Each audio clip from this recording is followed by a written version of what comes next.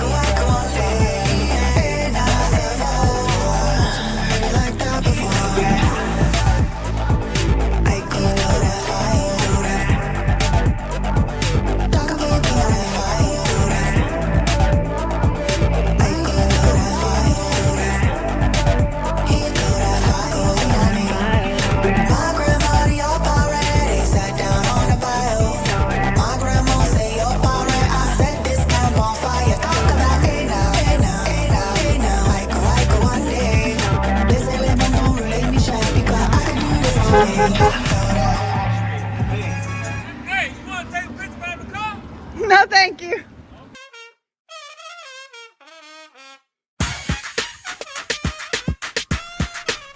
Who are you talking to? Because I know it ain't me. Tried it. Girl. Oh, no, ma'am. No, sir.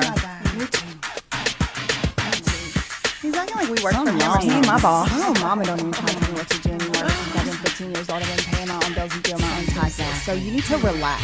I don't work for you. You seem to be very confused. You not the boss of me. You seem to be very confused. If you think that you gon' tell me what to do, oh baby boy, you must be so very confused. Everybody's freaking out 'cause something's wrong with you. And there is something very wrong with you. Something wrong with you. There is something very wrong with you. Fast like lightning, harder than a hurricane. I bring the thunder, I'm dancing in the pouring rain. If you try to fight me, dishonor all your family name. Oh, I think they like me, world will never be the same. IQ billion, patience zero. Did you ever meet a modern day hero? Hold up, wait, whoa, put the flavor on it. Why you frontin' on me, boy? I'm your daddy favorite.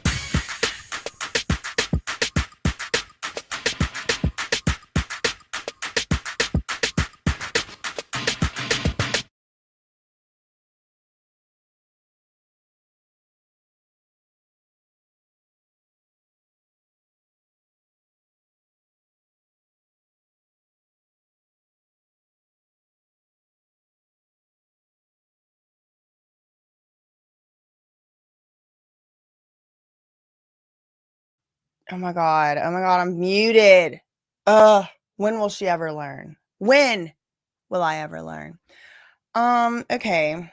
I was just about to say, put some respect on my name because that song was written and performed by me. Okay, that was not AI. That was me. Now, the picture, yes, was AI. They're trying to silence me. They trying to silence me and I'm silencing my own self. And I was just when I did this, I was saying I forgot to turn my twinkle lights on. See those right there? They're off. Anyway. Thanks so much, Kel on Earth, for the $2 super chat. Good morning to all the cousins around the whole world. There it is. Thank you. Thank you. Shout out to the cousins. It's tea time. It's tea time. Well, let me do the most American tea time I can do out of my Yeti cup.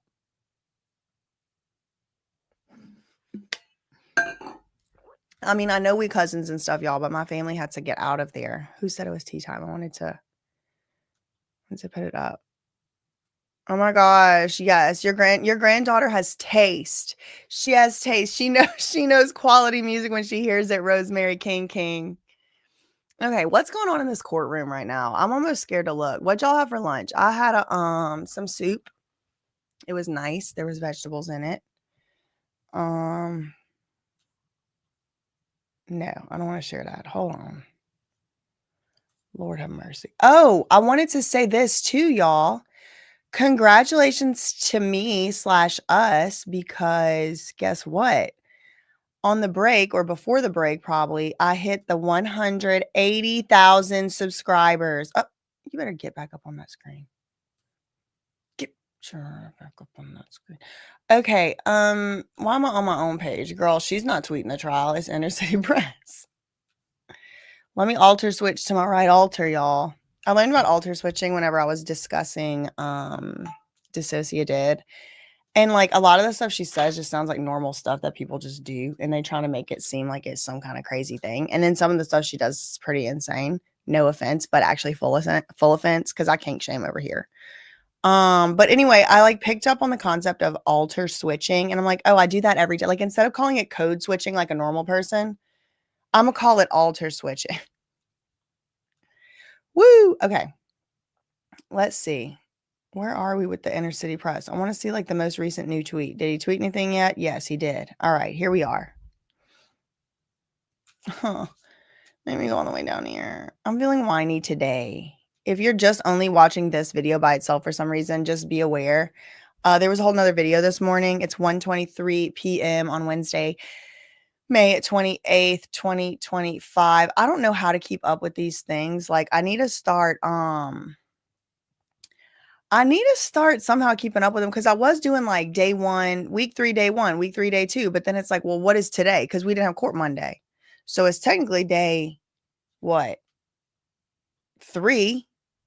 Or is it day 2? Because we didn't come on Monday. You know what I mean? So now I don't know how to keep track with these things. Anyway, it's Wednesday, May 28th. They're back. An hour ago, they went on a break. Now they back.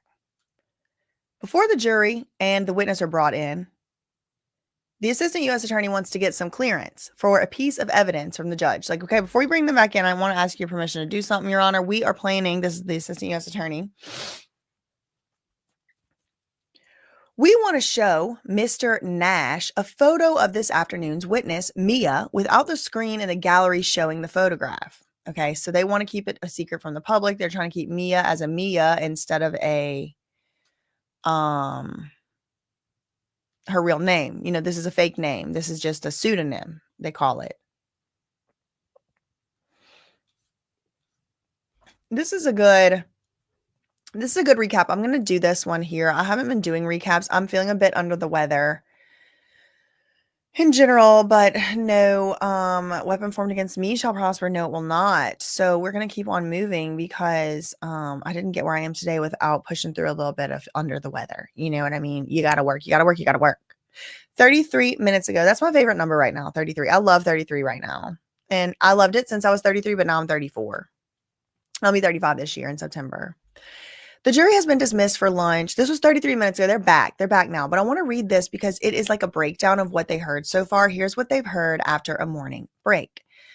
The jurors have heard from 19 witnesses so far, and here are the latest developments on day 11. The mistrial motion was denied. Diddy moved for a mistrial, or his lawyers did, claiming prosecutorial misconduct. The supposed misconduct was this Los Angeles Fire Department arson investigator named Lance Jimenez. He gave testimony that fingerprint evidence from the Kid Cudi house break-in was destroyed by the police department the same year that or the year after the break-in. So it's like they kept it for almost no time. The defense attorney, Mark Agnifilo, said that the prosecution's implications within their questions were outrageous. But then the prosecutor was like, a mistrial is absolutely unwarranted, please. The judge denied the mistrial motion and instructed the jury that the questions regarding the destruction of the fingerprint cards and the answers given are irrelevant. So just disregard all that fingerprint stuff you heard. Moving on.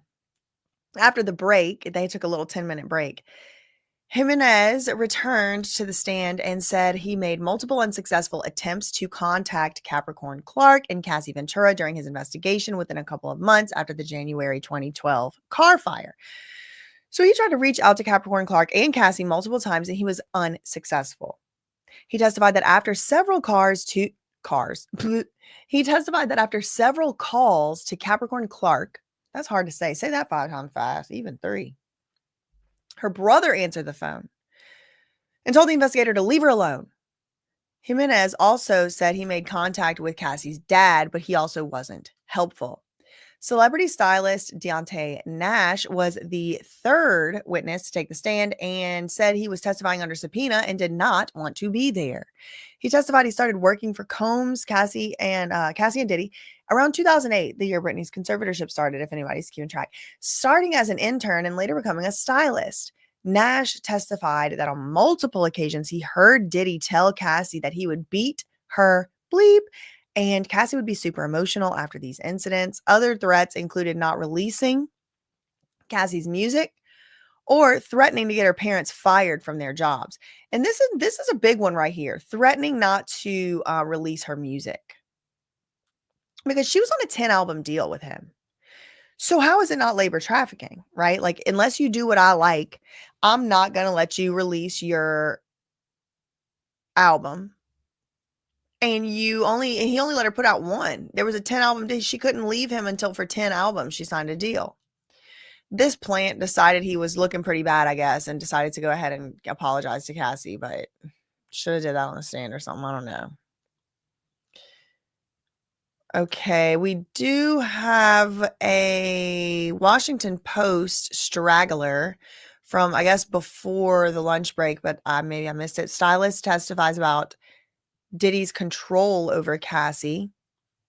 The stylist testified that Diddy would frequently threaten Cassie if she didn't do as he said. He said that Diddy threatened to get her parents fired or send them her sex tapes or withhold her music from being released. Diddy would sometimes be calm, other times irate, but always firm when issuing these threats.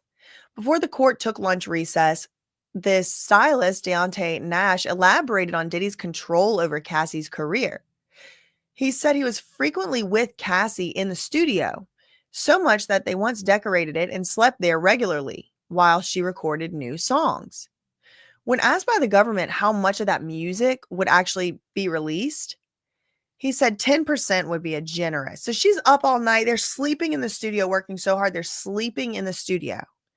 And like maybe 10%. That's like 10 out of every 100 songs that she made will ever see the light of day. Okay. 31 minutes ago, we have another straggler.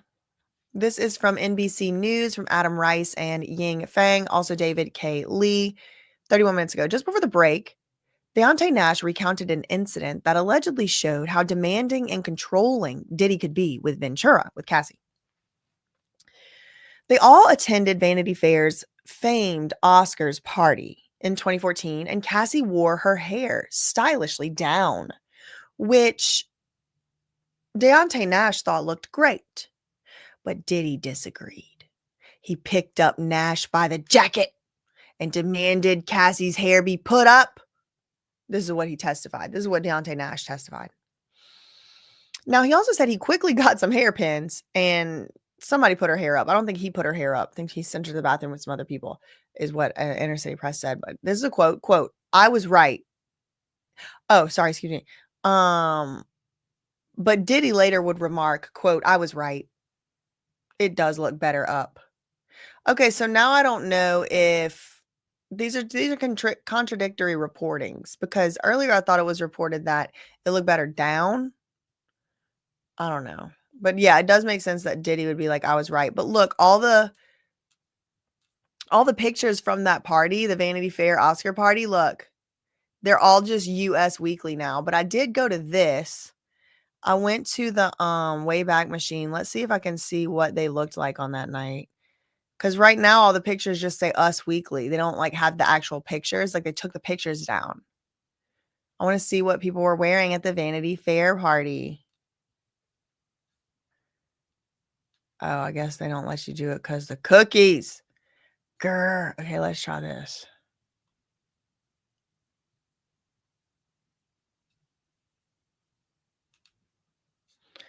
It's thinking something weird's going on with the internet today. I had to like get backup internet today. Okay, are they going to show me here? No. Okay, this is aggravating. Let's go to Inner City Press and see if we have any new questions. But I do want to circle back to that Oscars party.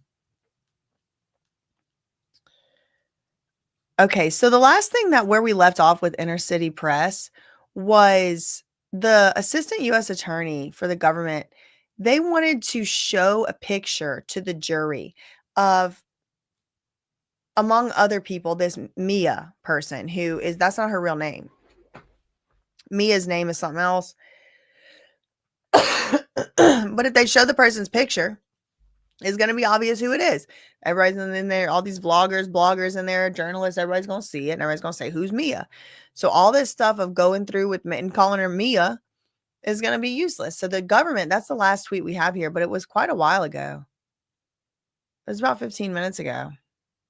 Let's go to CNN and see if they have any updates. Nope, they're back from lunch break. Okay, let's see.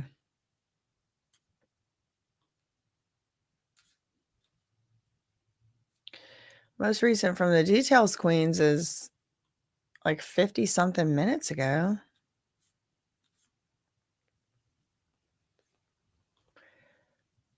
Okay, let's go to the Independent. Updated 3 minutes ago. Okay, announcement, breaking news, everybody. Cassie Ventura has given birth to her third child. TMZ is reporting Cassie has given birth to her and Alex Fine's third child. She was 8 months pregnant when she testified earlier this month in Diddy's ST trial. At the time, there were concerns that Cassie could go into labor while still testifying. This could have resulted in a mistrial. You heard it here first for sure. Okay, I gotta look up the Vanity Fair Oscar party. They done hid the pictures from us, y'all. Can you believe it? You know what else was in 2014? Ricardo Tisci's 40th birthday. In Ibiza.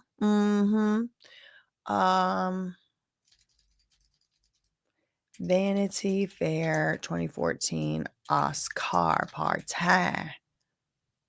Oh my god, slay. Okay, hold on. Look, let me put it on mute. I got a video, found one. I turned the music off. I don't want to copyright it. Let me turn the playback speed up high too. This is transformative. I'm transforming it. Let's see what's in the. Let's see. I'm just looking out for Diddy. Oh, Lupita. I remember her outfit that night. Jared Leto. Yep. The selfie that rocked the world. Yep. Heidi Klum. Okay. Here's the party, y'all. Who's this? Who's that? He looks familiar on the left.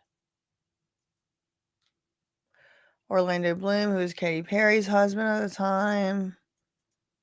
It's a weird place. Taylor Swift.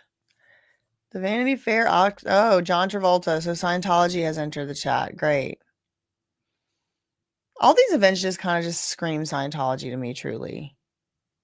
Oh, Lou Taylor client, Steven Tyler, Bill Murray. What's that guy's name? Jonah Hill. Benedict Cumberbatch kind of looks lizardarian to me. Wait, did I just skip it?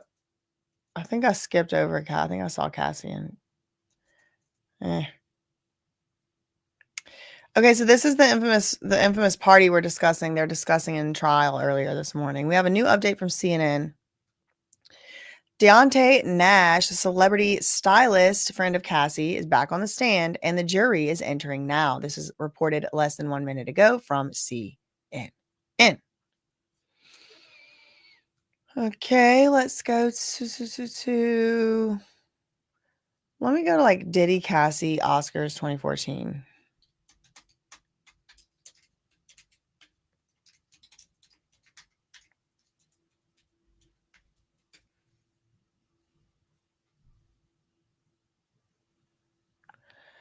Oh, interesting. Why was he even getting invited? Why was he even getting invited to these parties? It's Oscars. Isn't that the movies? He's not even in movies. There's no like pictures of them from that night. Are you serious?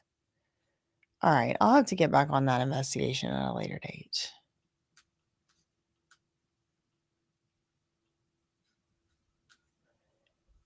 Okay, let's go to Washington Post. Ugh. All right, they need to get back from the lunch break, girl.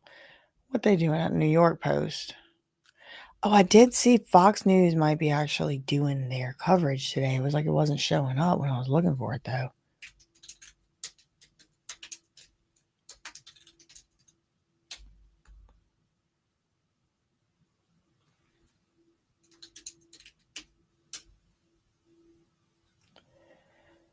No, they're not doing it live. It's not live. It was just an update. Former assistants have to take the stand. No. Let me do this.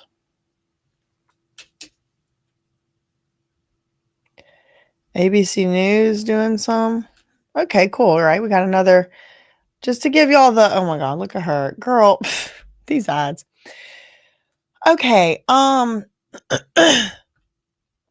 These are our sources today: Inner City Press, CNN.com, WashingtonPost.com, NewYorkPost.com, The Independent, NBCNews.com, and we just added to the rotation for the first time today at 1:38 p.m. ABC News, but it doesn't look like they're actually updating that often. See, look, the latest headlines is 3 hours, 6 minutes, then again an hour and a half, and then 30 minutes.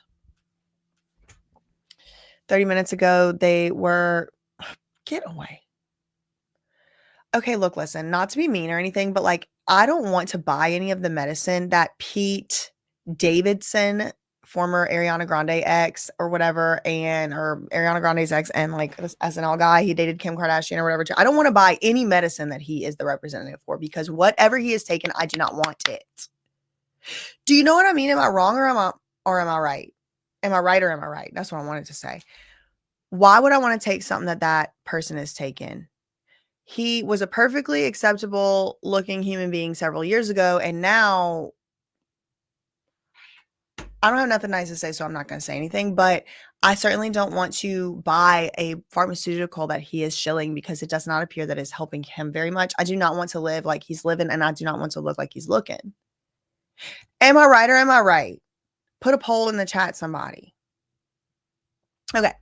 30 minutes ago, Cassie Stylist testifies about Combs' alleged control. I mean, do you think they even think about this when they're just like, let's have Pete Davidson be the representative of a medicine? Like, wouldn't that be fun? Like maybe a clothing line.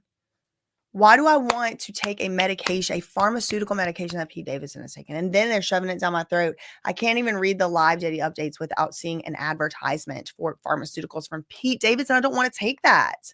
Put someone who looks healthy on there and I might consider it. Moving on. Maybe. I reserve the right to come back to it. It just, for some reason, really just... All right, so this is about the control in the relationship. At the start of the testimony, stylist Deontay Nash... Hold on. Let me... I got to... No, people are saying I'm right. I needed to see it. Yes, preach, right. He was always invited to stuff because he was the party king. Yes, this does answer that question. He got all the hot chicks. Maybe that people think if they take the psoriasis medicine, they'll get hot chicks. I mean, I don't know. Girl, I don't know. I look amazing. Cassie, baby girl. He told her she was an outright HO. Quite a bit. That was his favorite. Actually, I think he said fave. Okay, we have supposedly a new update on the New York Post. Oh, it's Cassie giving birth announcement. TMZ claimed today that Cassie delivered her baby boy in a New York City hospital. Her rep has yet to respond. The infant joins big sisters Frankie and Sunny, who were born December 2019 and March 2021.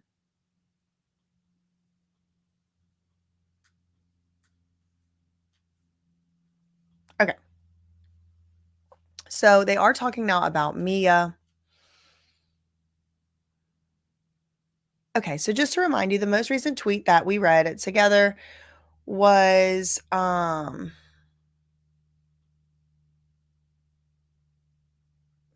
this light a little. Shoot, hold on. Was this one. They're back. Before jury and the witness were brought in, the government was talking about wanting to show a picture of Mia. Mia is supposedly the person that's purportedly supposed to come up after the next witness, after this one. But again, her name is not actually Mia. It's something else. Mia is a pseudonym. Okay, the judge is like, all right, bring them back. Bring everybody back in. Bring back the witness. Bring back the jury. So they all come in. The assistant U.S. attorney says she's still on direct examination of this witness, Deontay Nash. And she says, how many times, this is 4 minutes ago from Inner City Press, how many times in person have you witnessed Diddy be violent? He said, quite a few. This is a sealed exhibit. Without saying her name, do you recognize this person? We're going to call her Mia. He said, yes, I recognize this person. And what were you and Mia helping Cassie to pack for?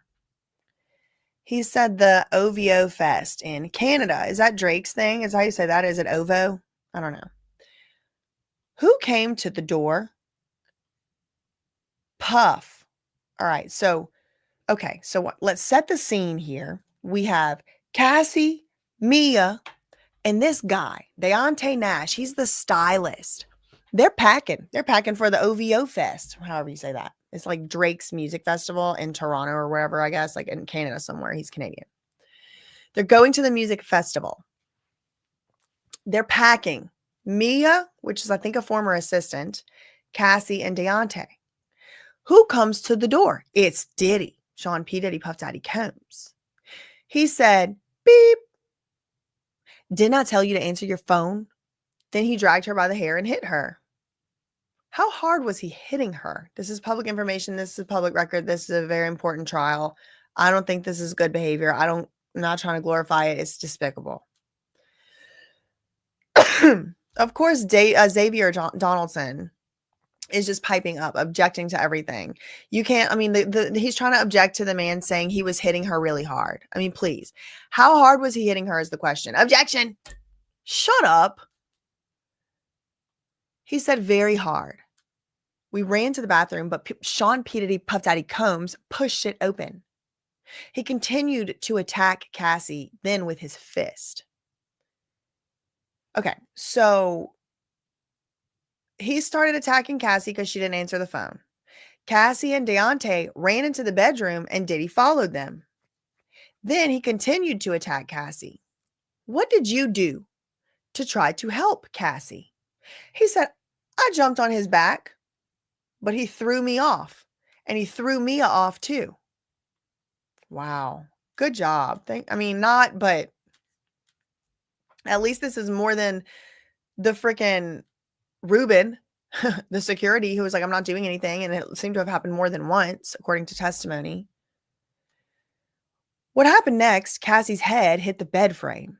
She was injured, but Sean P. Diddy Puff Daddy Combs continued to hit her.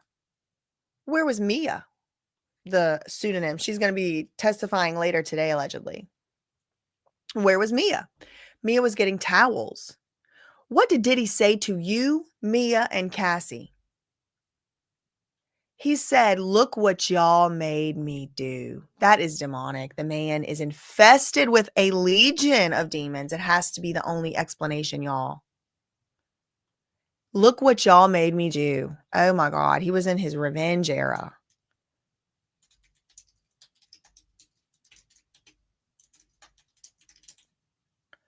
Look what y'all made me do. Did they say you all or y'all? I don't know.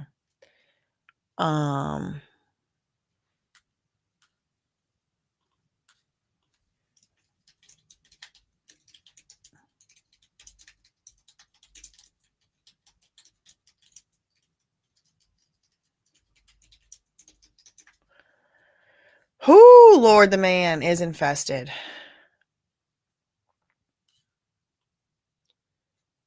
Okay. He said she had to go to a plastic surgeon. Okay, so in that day, that very day, they're just in there packing. Imagine you're just packing your clothes, about to go to a music festival. You're like listening to some music with your friends. And all of a sudden, Sean P. Diddy Puff Daddy Combs shows up, banging on the door, busting in the room, beating you. You run to another room. He still keeps beating you. Your friends jump on his back. He just simply flings them off. And then after a little bit, it's all said and done. He looks over at your friends and goes, look what y'all made me do. And then also now it's your fault. Cassie has to go to a plastic surgeon. Look what y'all made. Y'all made Cassie have to get plastic surgery. Like, this is insane. I don't think this is like a rehabilitable person either, if this is true. So the next question is, okay, so who did Cassie go to a plastic surgeon with? Answer was D-Rock. This is Puff's security. All right, after that, when did you next see her? He said the next day, like FaceTime or face call or something like that. She had a gash in her eyebrow. Were you one? Okay, next question. New story. Okay, so that story was about running around. They were about to go to OVO Festival. They're running around in the room, and Diddy hurts her, and it's the eyebrow gash. There are pictures out in the world of this eyebrow gash as well. Were you once cooking with Cassie and Diddy got violent? This is the second incident. Yes, Diddy came. What were you and Mia? Oh no, we already got that one. Hold on, let me go to see if. Yeah, okay, we got some new tweets. Let me just get to the bottom.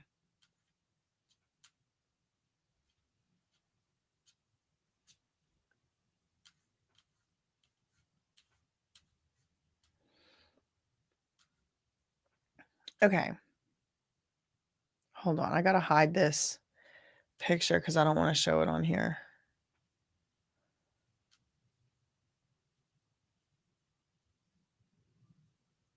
How do I just hide the picture?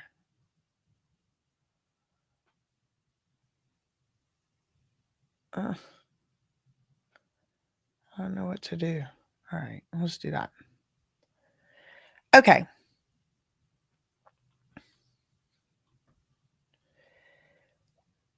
So just to remind you, she just asked about a second, and the assistant U.S. attorney just asked Deontay Nash, the former stylist, about a second incident. The first one was the OVO Festival. They're running around, and Diddy's, look what y'all made me do. She had the eyebrow gash. She had to get the surgery. And the next time, the question, were you once cooking with Cassie and then Diddy got violent? Yes. He came. And what did he say? He said, y'all better get out of my house. He was grabbing Cassie by the hair. He pushed her out the door and then began to do the same to me. But I don't have hair. So he popped me. He told me to go downstairs and wait. So he tried to grab his hair, but he's like, but I don't have hair. So then he ended up hitting him. He told me to go downstairs and wait. This is just simply, they're just sitting in the house cooking. They came down and Diddy was berating us. As we drove off, we got a phone call. Objection, Your Honor. Okay, new question. Okay, it's getting a little into the details. Who was the phone call from?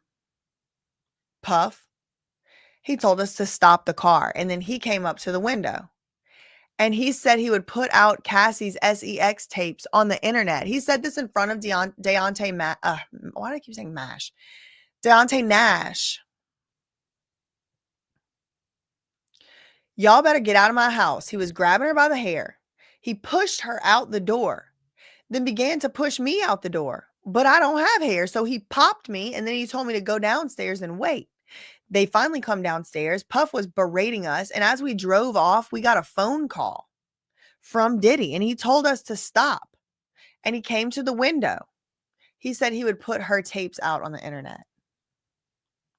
He made this threat of the blackmail tapes in front of Deontay Nash, according to his testimony.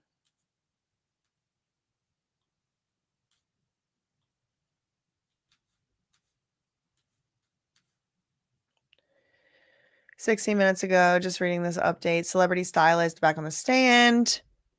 Jury is entering now." Okay, so we might already saw that one, actually.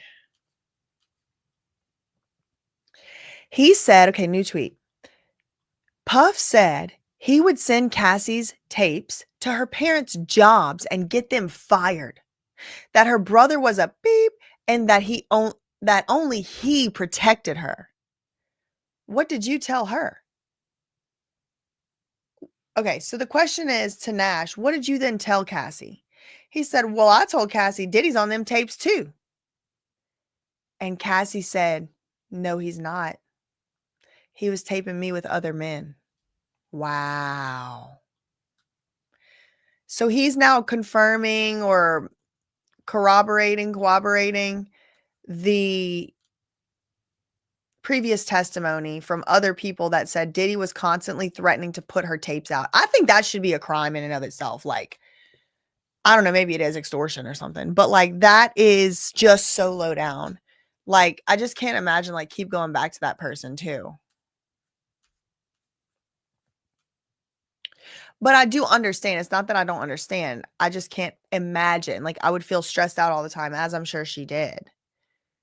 Okay, 3 minutes ago, we got a new update from NBC News. Adam Rice, Ying Fang, and David K. Lee. Diddy threatened Cassie's career, witness testifies. He was not shy about threatening Cassie's career if she didn't behave exactly as the music mogul wanted. The witness recalled Diddy telling Cassie that if he heard from her smart-ass mouth, then her little mixtape wasn't gonna come out. If I hear from your smart beep mouth, then your little mixtape ain't gonna come out. We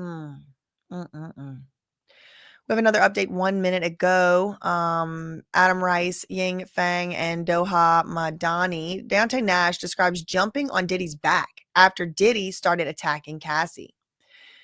Deontay said he was in Cassie's apartment helping her prepare for a music festival when Diddy allegedly arrived and assaulted Cassie.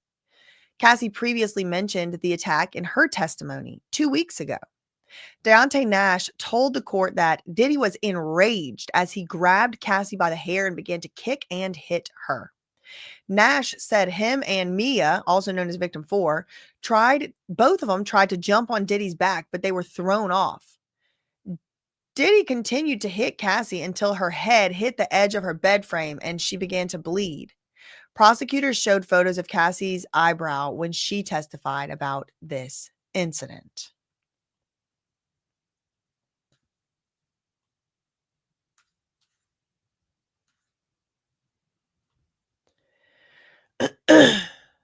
Okay, so we do have another new tweet. The most recent one that we just read was, what did you tell Cassie about those SEX tapes? And he said, I told her Diddy's in them too. Who's going to release tapes of his own self? She said, no, he's not. He's not in those tapes. He was taping me with other men. What did Cassie say about wanting or not wanting to have relations with other men? Objection, Your Honor. Objection. The judge said no, overruled. So, right, because like, what was the last thing? He was taping me with other men. That's what Cassie said. So then this guy's like, well, how did that make you feel with having to be with other men? And she said she didn't want to be doing these relations with other men. And then this guy said, I drove her to Sunset Boulevard to like maybe get a taxi. And the assistant U.S. attorney said, why? And he's like, well, Uber wasn't really a thing yet. And then, wow, this is crazy. Diddy came to my house looking for Cassie. He looked in my oven. And Deontay Nash goes, I'm really not sure why he did that. Anyway, he took my phone and Cassie called from a hotel and Diddy said, let's go there. And Bad Boy staff stayed there. What did Diddy say? He said, go get Cassie. Y'all, this is not even his employee anymore. This is, oh wait, yes it is. Excuse me. This is his employee. So this is more of the RICO, right? This is more brick by brick. He's using his employer or contractor, whatever, client relationship with this person, Deontay Nash, in order to force him to go get Cassie. And this is showing a pattern of Cassie not being able to run away. Remember the pattern? They have to show the racketeering pattern, kidnap, forced labor, anybody? Cassie was running away from him. Diddy came to my house looking for her. Came to his stylist's house looking for Cassie. He opens up the oven and looks inside the oven. The stylist is like, I don't know why he did that. He took my phone. He takes people's phones, y'all. Cassie called from a hotel. Diddy said, let's go to the hotel. Bad boy staff stayed there. But then what did Mr. Combs say? He said, go get Cassie. He was making me go get her.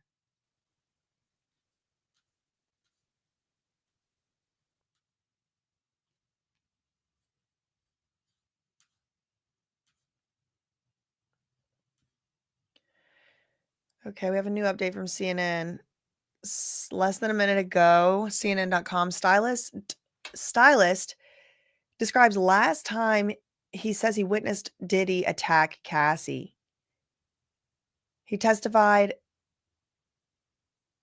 that he watched Diddy attack Cassie in a rage sometime in 2013 or 14 when he was helping Cassie pack for a trip. He said he answered the door when Diddy arrived because Cassie was asleep on the couch.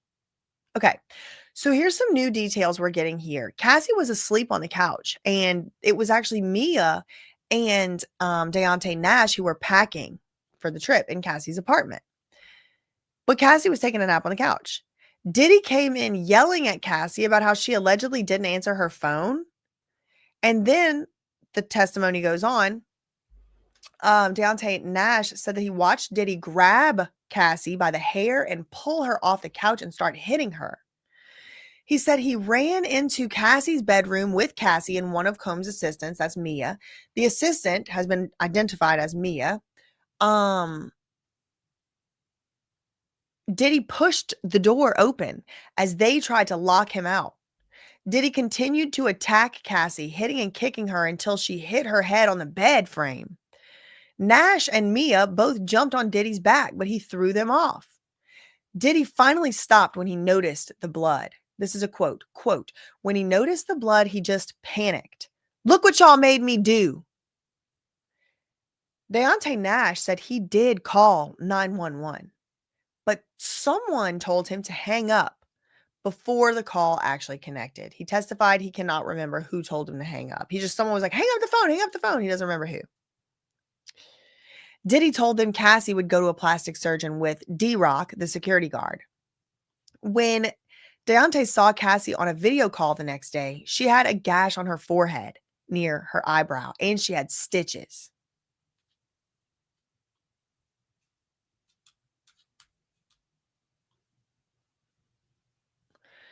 Two minutes ago, we get an update from New York Post.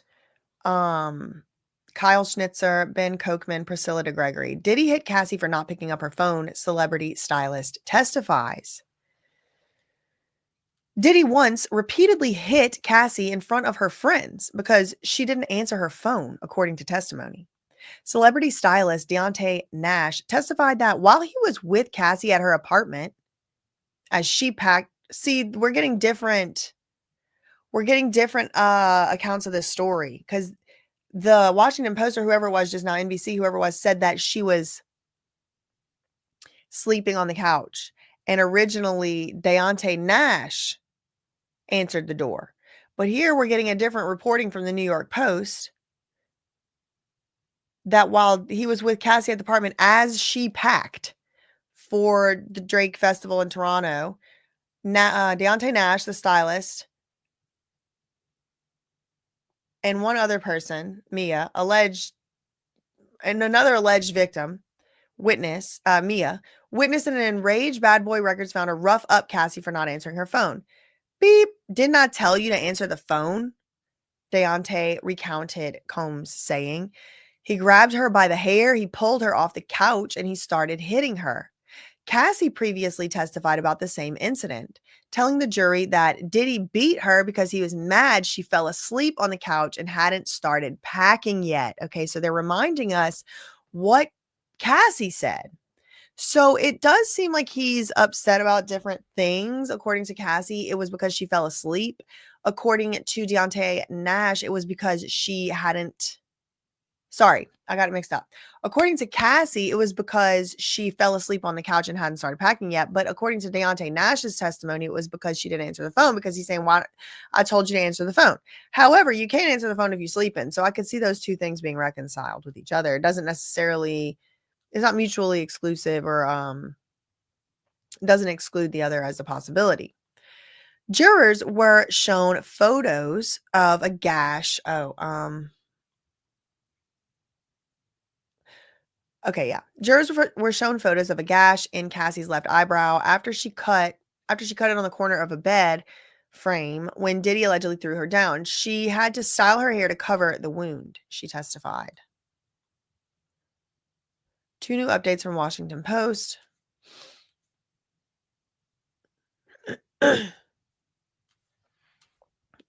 we have a few. So 19 minutes ago, Ann Brannigan from Washington Post said court is back in session, though both sides are going over evidentiary issues. So the jury hadn't been called back in yet. The topic of the debate before the jury came back in was the expected testimony from Mia, the court's pseudonym for an alleged victim of Diddy who worked as his assistant. The government would like to ask Mia about the day Kid Cudi's home was broken into. Mia was at Diddy's house that morning, and she could talk about the mood in the home, as well as email exchanges about the incident. But defense attorney Brian Steele said some of that testimony veers into trial by gossip, a phrase he borrowed from Judge Subramanian. The judge decided to limit some of Mia's testimony based on Brian Steele's objections. So how did she limit it? I'm not exactly sure. He limited it. 17 minutes ago, Ann Brannigan, Deontay Nash, a celebrity stylist who said he had a very close relationship with Cassie while she was dating Diddy, is back on the stand. Before the lunch break, this guy, Deontay Nash, was given examples of how Diddy controlled even the finest details of Cassie's career, including how she wore her hair to a Vanity Fair post-Oscar party. He picked up his testimony after lunch, detailing threats Diddy allegedly made, including not releasing Cassie's little mixtape if she kept having a smart beep mouth, as Diddy put it, according to Nash.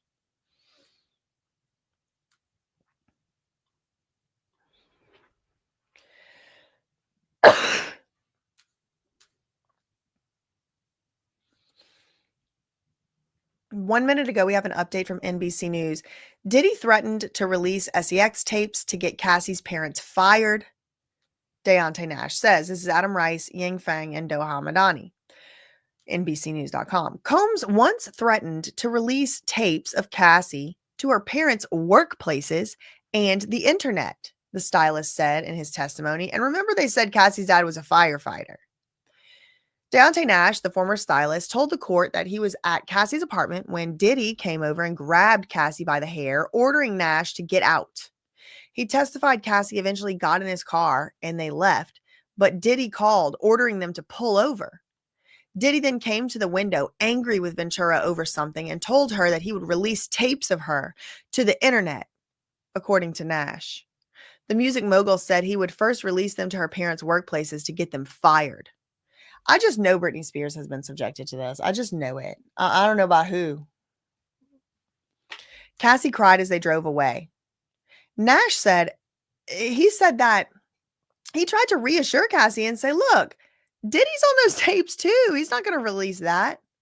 He said that's when Cassie told him Diddy wouldn't be on the tapes because he was filming her with other men.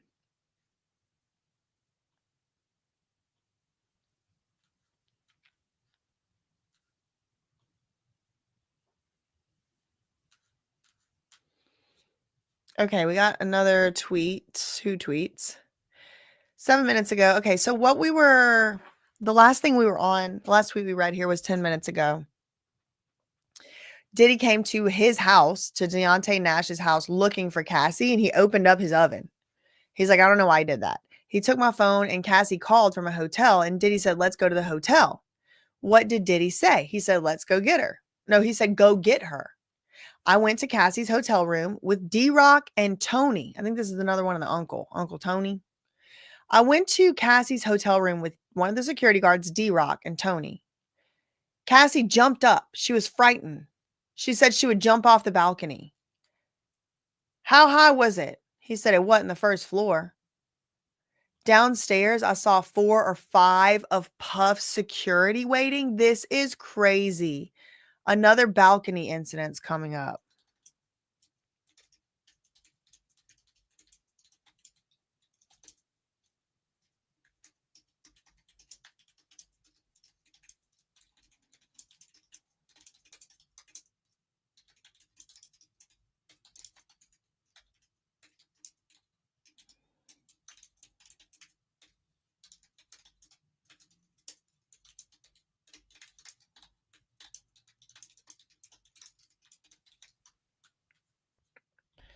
Okay.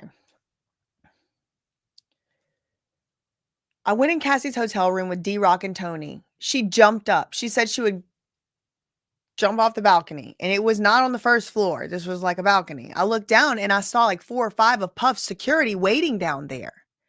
Diddy told me you played me. I drove off, but Diddy's security followed me. I turned off my lights and drove really fast. I went to the Universal Sheraton.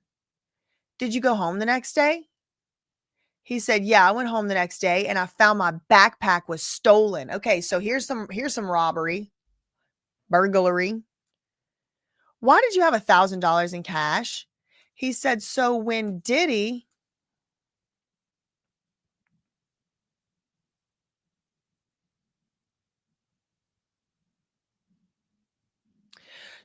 was mad, I could check into a hotel without giving my name. What happened in 20? So why did you keep $1,000 in cash? He said, literally the reason was so that I could check into a hotel and not give my actual name. Used to be able to do that back in the day. You could pay cash and you don't have to give your real name. But because, people were using that for nefarious reasons and things, I think maybe they started having to actually do it. But he had his $1,000 stolen. What happened in 2015? He said, the stylist, he said, I saw Diddy slap Cassie in the face. And then he said, get this beep out of here. And then what did you do? He said, I got her out of there. Okay, let's fast forward to the Perfect Match premiere. What did you see? Perfect Match premiere? Cassie had a black eye. I think this is right after the Intercontinental incident in 2016. Remember, she had a big premiere and she had to cover it up with makeup. When was Diddy violent with you? At a music video? He said, yes, I was outside smoking a cigarette. Diddy came and threw me on the car and started choking me. Okay, so he's outside minding his business smoking a cigarette. Diddy comes outside and starts choking him on a car. He said, y'all keep going out. Did you report any of this to the police? He said, no, I was afraid of retaliation from him. Did you get anyone on staff? Or tell anyone on staff, I guess? Yeah, KK, Christina Karam. And what did KK say? Nash said that she would talk to him. We got 2 updates from CNN. 1 minute ago, CNN.com, Diddy threatened to release sexually explicit videos of Cassie, Stylist says. Deontay Nash, a celebrity stylist and friend of Cassie, recounted a time in 2013 or 2014 when he was at Cassie's apartment and Diddy came over and said he wanted to talk to Cassie. He said Diddy and Cassie went to the bedroom, and when they came out, Diddy grabbed her by the hair and the back of her shirt and started pushing her out while telling her to get out of his house. Nash testified that he understood Diddy was referring to Cassie's apartment. Okay, get out of my house. He was at her apartment. Okay, that's interesting. Right, get out of my house because he's paying for it. He was paying for it. Get out of my house. Nash testified that he understood. Okay. He also testified that Diddy pushed Cassie out the door and then began doing the same to Nash. He was more so popping me in the back of the head because I don't have hair and grabbing me by the shirt. He said he went downstairs to get his car and Cassie and Diddy then came down later. Diddy began to berate both of us and he finally let us go. Nash said he and Cassie began driving away when they received a call from Diddy telling them to pull over. Diddy came up to the window and started talking to Cassie. Deontay Nash testified that Diddy told her he would put those tapes out of her on the internet. He said he was going to release them on schedule and start by sending them to her parents' jobs. He said, Nash said Diddy also told Cassie he was the only one that protected her. Cassie was in tears as they drove away. He further testified that he told Cassie if Diddy wanted to release the tapes, she should let him since he's on the tapes too. She said he wasn't on the videos. It was him taping her with other guys. Nash testified that Cassie said she didn't want to have relations with those other guys, but she did it because Puff wanted her to. 2 minutes ago, CNN.com, celebrity stylist testifies Diddy searched his home for Ventura. Deontay Nash's boss, Derek Roche. Oh, Roach. Oh, is this? No, that's Law Roach. This might be Roche. Deontay Nash's boss, stylist Derek Roche, called him to say he had given Deontay Nash's address to Diddy, who was on the way there. Nash then dropped Cassie off on Sunset Boulevard so she could catch a cab. When Deontay's boss, Diddy, and his security guard all arrived at Deontay's house, Diddy searched the house asking where Cassie was. He looked in the oven. I don't know why he looked in the oven. Diddy then took Nash's phone, which showed Cassie was calling him right then from a nearby hotel.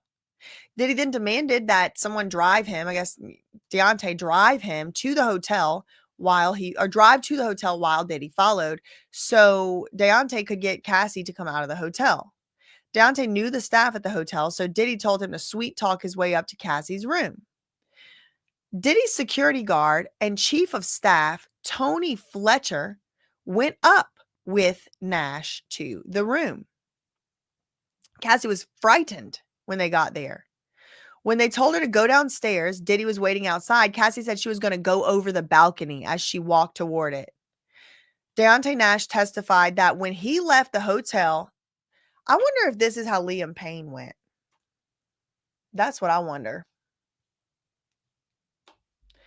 Nash testified that when he left the hotel, he noticed a car was following him and he thought it was Diddy's security.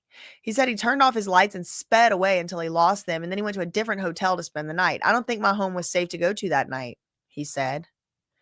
Nash said when he returned to his home the next morning, his backpack containing his ID, $1,000 cash, and an iPad had been stolen. And he didn't report it to the police because he was scared of Diddy retaliating.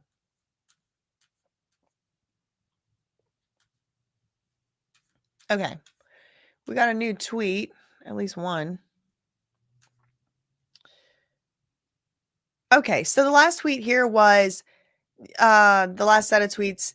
The perfect match premiere, he saw Cassie had a black eye.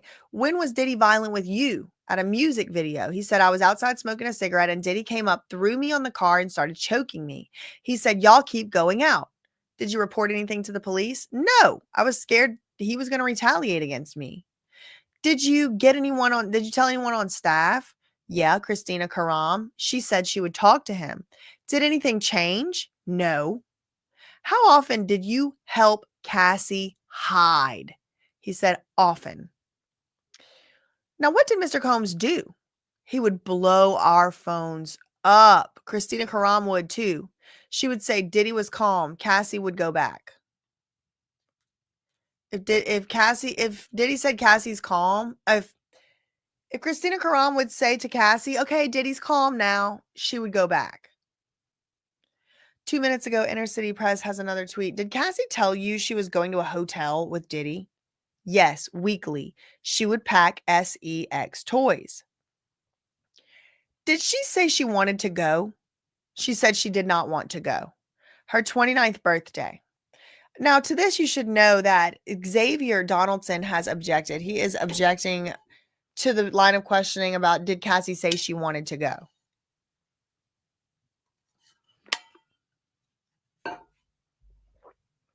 She said she didn't want to go.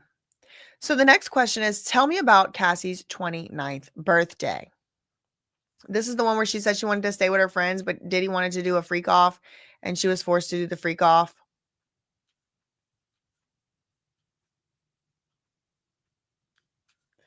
Okay.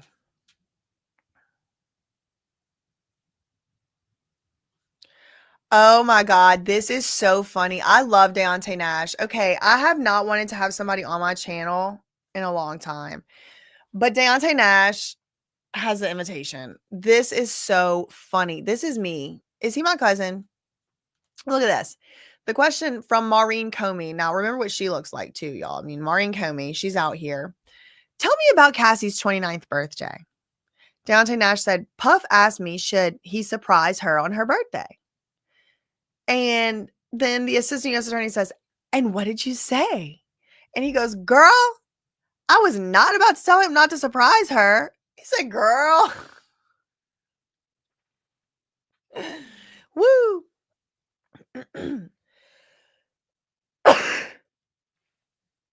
Okay. Did she ever use the word freak off with you? He said, not like freak off, more like freak off. Like a verb? Yes. Okay, so just to remind y'all, what is a verb? It is an action. So like she wasn't saying I'm going to the freak off. That would be a noun, person, place, or thing. She was going to freak off. And that is how she would use it in her emails. I'm always ready to freak off. Not I'm always ready to go to the location of the freak off. Like I'm doing the freaking off. Always ready to freak off. You see?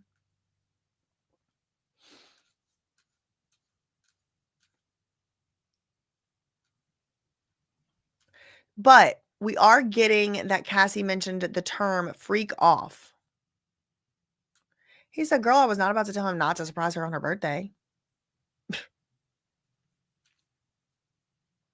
Okay.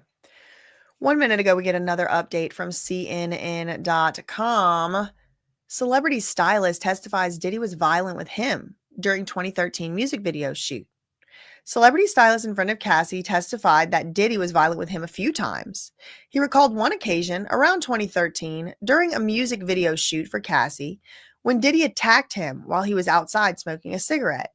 Diddy grabbed Deontay and threw him on a parked car, saying, I thought I told y'all about going out, y'all wildin'. Nash testified that Diddy was referring to the occasion he testified about earlier when Diddy told Nash he couldn't go out because Cassie would want to go with him. Okay, so he testified earlier. Okay, I didn't get this part. So we're getting more details here. Apparently earlier today, Deontay Nash did testify that Diddy told him he wasn't allowed to go out because if he went out, then Cassie would want to go. So he can't go out because then Cassie would want to go. 2 minutes ago, we have another update from CNN. Celebrity Stylist testifies he saw bruises on Cassie quite often. He said he saw Diddy slap Cassie across the face in 2015 one time. He said they were with a few other people in a parking lot outside of a music studio when he heard a commotion. Deontay said he looked over and he saw Diddy slap Cassie across the face and say, "Get this B word out of here." Nash said he took Cassie away and she was in tears. The stylist also testified that he FaceTimed with Cassie while she was getting ready for the Perfect Match premiere in 2016 and noticed she had a black eye. Deontay said he saw her in person at the premiere and could see the black eye under the makeup. Okay, so that's another new detail. We have a quote right here. He said he could see the black eye under the makeup even. He said he also noticed Diddy grabbing at her side during the event. And he does. He was always grabby fingers at those events. Nash also testified he observed bruises on Cassie's legs and arms quite often. Oh, and neck. Neck. That's crazy. Okay. We have another update from CNN 2 minutes ago. Stylist's testimony speaks to elements of control Diddy had over Cassie, a legal expert is talking about. This is Misty Maris. So this stylist so far has detailed the ways that Diddy controlled Cassie's life, which the prosecution is using to prove the underlying racketeering conspiracy charge. He testified to elements of control that he witnessed, the lawyer said, and this is a quote from the lawyer analyst. He testified Cassie's entire persona, her wardrobe, her hair, all of that was controlled by Diddy. But more so, he had actually heard Diddy say, "I'm going to beat you." And he had heard Diddy say, "I am not going to release your music." Yeah, that, remember when I said we're building Rico brick by brick? Because the favoritism is one thing, but if you're also withdrawing the favoritism for an improper purpose, then that still could be a crime. He said he heard Diddy say, "I'm not going to release your music." That he heard Diddy say that he was actually going to get her parents fired. All these things are threats that speak not only to the underlying RICO charge, which, by the way, looking back to the indictment, part of the prosecution's narrative is that he coerces women into romantic relationships under the guise of dating, but it's really for the purpose of engaging in sex trafficking. Maris said Nash's testimony also speaks to that aspect of force, fraud, and coercion that prosecutors need to establish for the ST. So not only the RICO, but also the ST. This lawyer analyst noted that there is a common theme now. There's always threats looming over. Cassie, based on accounts from witnesses, and because Nash was forced to take the stand because he was subpoenaed. He doesn't seem to have a reason to lie. 1 minute ago, we get another update from CNN. Diddy's former stylist says he didn't report violence he witnessed for fear of retaliation. He worked for Diddy. He would help Cassie hide from Diddy, often at hotels. And Diddy would then, quote, blow everyone's phone up, describing how Diddy's chief of staff, Christina Karam, would also call them, saying Diddy had calmed down now and they should come back to the house. Deontay testified that he talked to Christina Karam about the violence against Cassie, and Karam said she would talk to Diddy about it. But the violence continued. Nothing changed. Nothing stopped. Nash testified that he never reported any of the violence that he witnessed because he was afraid that Diddy was going to retaliate. 1 minute ago, CNN.com, Cassie reluctantly went to weekly hotel stays with Diddy. Deontay Nash, a celebrity stylist and friend of Cassie, testified that Cassie would go to the hotel with Diddy about every week. He said he often saw her packing a black duffel bag with sex toys for those stays. Deontay testified that Cassie told him she didn't want to go, but she did because Diddy wanted her to. Deontay recounted the night they celebrated Cassie's 29th birthday. He testified that Diddy and Cassie argued at dinner, and Diddy told her he did everything for her, but she couldn't do this one thing. Deontay said Cassie told him that Diddy was mad because I don't want to go to the hotel and freak off with him. So this is how he's using it like the verb. I do everything for you and you can't do this one thing. This right here, quid pro quo, labor trafficking. That's it. If true, I'm not there, I'm not on the jury.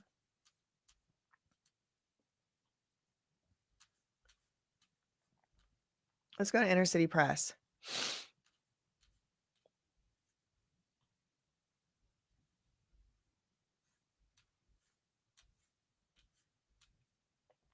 Okay.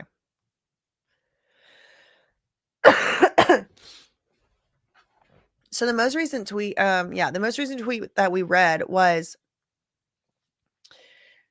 Diddy asked me if he should surprise Cassie on her birthday.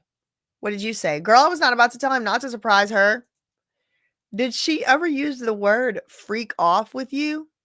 Not like freak off, more like freak off, like a verb, like action. Where did you go after the blind dragon? 875 Comstock, like 17A. Diddy said, y'all gonna get some beep tonight. What did Cassie say? Cassie said she didn't want to go, but he made her. They left the house and she was super high. What about on New Year's Eve, 2017? What about then? Where were you? He said, I was in Las Vegas with Cassie and the staff on the same floor of the hotel as Diddy's room. His was at the end of the hall. And what did Diddy tell you? He said Cassie had been asleep for 24 hours and I had to take her up. I had to wake her up.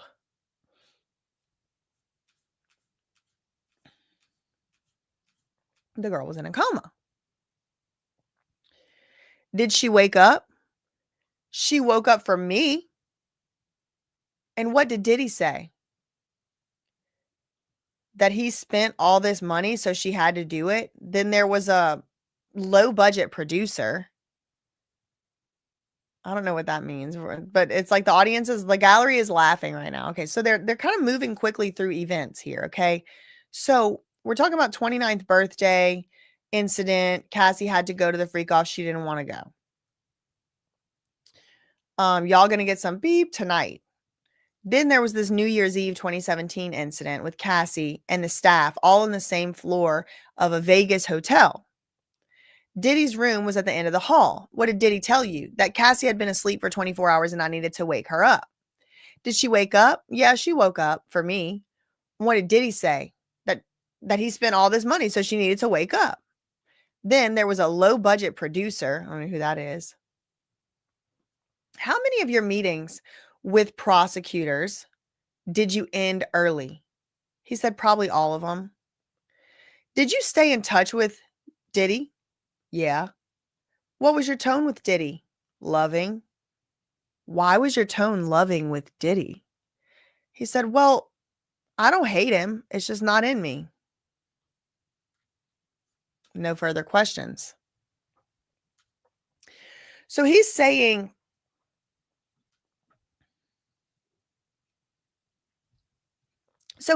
that he kept in touch with Diddy. He has no issues with Diddy. Like, really, he's just going to tell the truth. He said, but all the meetings with the prosecutors, he ended them early. He's like, all right, I got to go. If y'all don't have nothing else, I got to go. We have a new update from New York Post. Celebrity stylist, 7 minutes ago, New York Post, Kyle Schnitzer, Ben Kochman, and Priscilla DeGregory. Celebrity stylist testifies Diddy choked him for going out with Cassie, helped hide her from him too many times to count. Celebrity stylist Deontay Nash testified that Diddy once choked him for going out to a club with Cassie, who he had to hide from the hip-hop mogul too many times to count. Nash said Diddy got violent with him a few times, including once in 2013 when Cassie was shooting a music video. He, quote, threw me on the car and started choking me out. Diddy was angry at Deontay for going out and whiling with Cassie. Deontay said during his time styling Cassie and Diddy for roughly 10 years, he did help hide her from him too many times to count. They would hide out in hotels, and Diddy would blow up everyone's phone and threaten everybody to try to get her to come home. We have 2 new updates from NBC.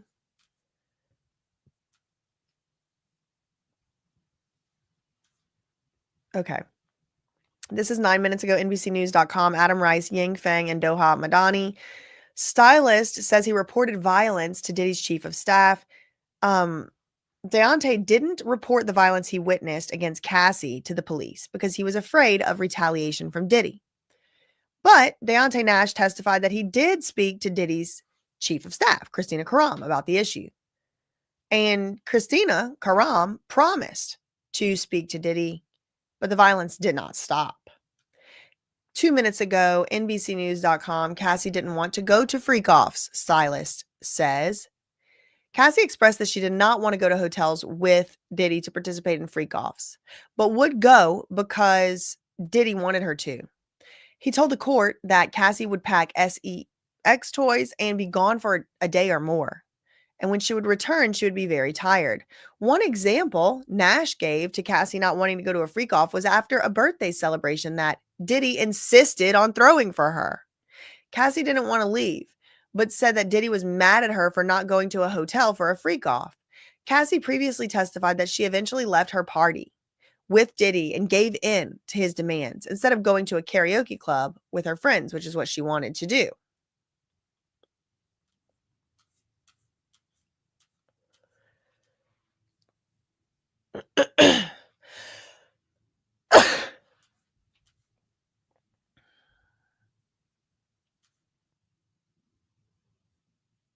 Okay. This is 22 minutes ago. Diddy blackmailed. This is the independent.com. Diddy blackmailed Cassie, Deontay Nash says. Diddy threatened to release explicit footage of Cassie, according to Deontay's testimony. Diddy once told Cassie he would release footage online and send it to her parents' jobs and get them fired. Deontay said he tried to comfort Cassie by telling her Diddy was on the tapes too. Said he wasn't because he was filming her having relations with other men. Cassie previously said Diddy would ask her to participate in the freak-offs, during which she would have relations with other men at his direction. Cassie and her mom both previously testified that Diddy blackmailed them by threatening to release explicit videos and pictures of Cassie.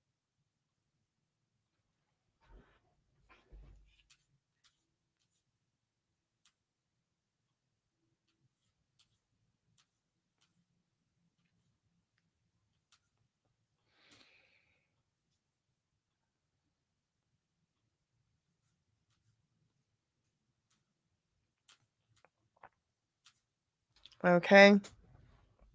1 minute ago, CNN.com isn't finally announcing Cassie welcomes third child, recently testified as a witness against her ex-boyfriend Diddy. She and her husband, Alex Fine, welcomed a son. They're also parents of 2 young daughters, Frankie and Sunny.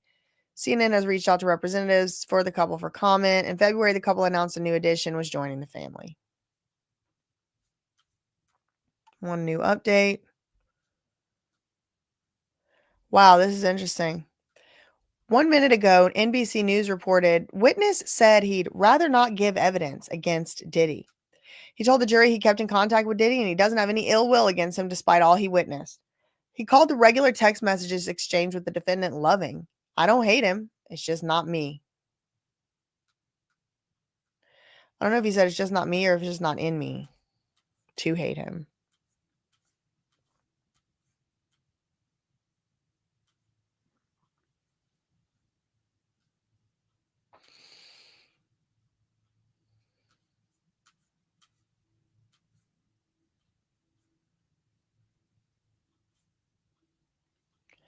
Shout out to Jack Wilder for giving a membership, gifting a membership. Shout out to you. Thank you. Thank you. Thank you to Kel on Earth.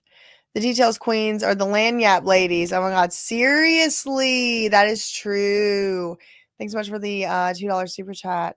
Thanks so much, Chill Murray. Shout out to you. Purely shocks me how people are missing the clear as day racketeering parts of this case and still only think about the freak offs. It's so true, Chill Murray. Thankfully, the jury isn't all on the social media getting pulled one way and the other way. Shout out to you. Thank you for the $4.99 super chat. Thank you again, Kel on Earth, for the $2 super chat. Congratulations on 180K. Yeah, this is my 180,000 subscriber celebration. Shout out to all y'all. Make sure you're subscribed. 2 Cents Boxing. Thank you for the $5 super chat. It seems like Diddy made it a point to beat her anytime she was going to a place where attention would be on her. Yes, it does seem like that. How did he have time for all this? I'm wondering. Thank you, 2 Cents Boxing, for the $5 super chat. Thank you. Oh, my cousin's back in here. Thank God. Angele Clement Guidry is in the chat, still enjoying the coverage of all this craziness. Thank you for the $9.99 super chat. That's my cousin, I decided, y'all. Thank you, Emo Hamtaro, for the $4.99 super chat. Is the throwing off the roof balcony a mob thing? Why is it so many celeb deaths in the balconies? I mean, it's true. It's true. And the eat in the face. Remember the eat in the face thing? What was that? Thank you for the $4.99 super chat.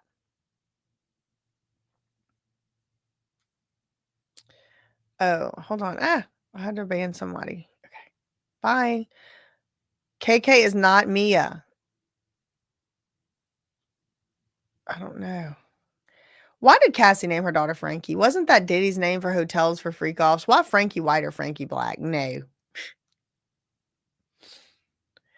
Reborn Furniture Design said, you have a lot of free time when you have a whole dang enterprise doing your bidding. Yeah, but I mean, how many of these people was he also like extorting all the time?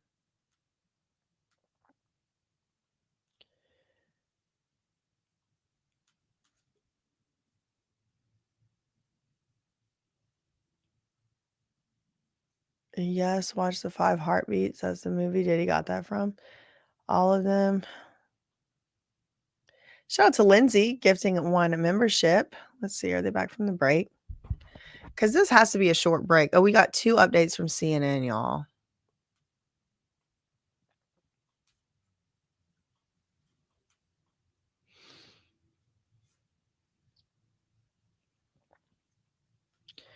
Two minutes ago, prosecution completes direct examination of celebrity stylist.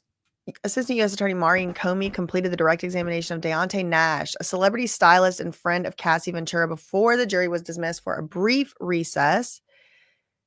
Defense attorney Xavier Donaldson will be the one that is going to cross-examine this assistant after the brief bathroom break. 7 minutes ago, we finally get another update from the Washington Post. The last thing they said, I think, was before the little break.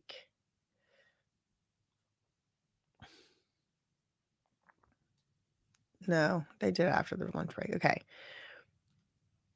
Under questioning from Assistant U.S. Attorney Maureen Comey, Nash described an encounter in 2013 or 2014 when he and one of Diddy's assistants, Mia, attempted to stop Diddy from attacking Cassie at her apartment. Diddy entered the unit, upset. Okay, so this is her apartment, but he's calling it his house. Okay, this sounds like when Mark Leta rented an apartment or hotel for that girl Exotic, and he just let himself in whenever, and he thought he was allowed to do that because he paid for it. Well, I paid for it. And correct me if I'm remembering this incorrectly. If I'm misremembering, correct me. But didn't Mark late to do this? We just let himself in because he paid for it. Didn't I tell you to answer the phone? Nash recalled Diddy saying. He described seeing Diddy grab Cassie by the hair, pull her off the couch, and start hitting her. They tried to escape into the bedroom, but Diddy burst in and continued to attack Cassie with his fists and his feet. Deontay and Mia tried to stop Diddy by jumping on his back, but they were thrown to the floor. Diddy continued to hit Cassie until a few seconds later. Or a few seconds after her head hit the edge of the bed frame. Also, Mia is not going to be testifying today. Remember how I knew she wasn't going to be testifying today? I said she ain't. She ain't. The court is supposed to end at 3 o'clock. Okay, so here's the quote. We're still in the Washington Post update from a few minutes ago. Quote, when he noticed the blood, meaning Diddy, he just panicked. He said Diddy then told him, look what y'all made me do. Nash said he tried to call 911, but immediately he was told to hang up. He doesn't remember by who.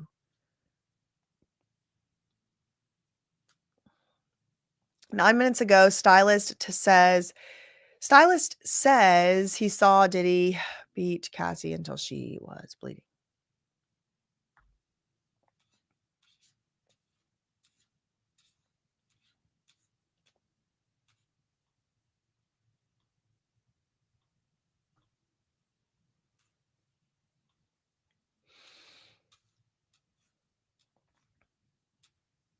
Okay, we're still just waiting for him to get back in.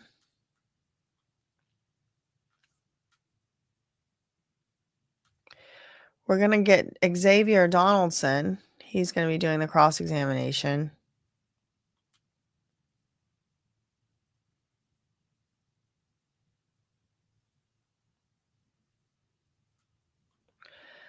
It's going to get interesting if Al B. Sure comes in. Indeed, indeed.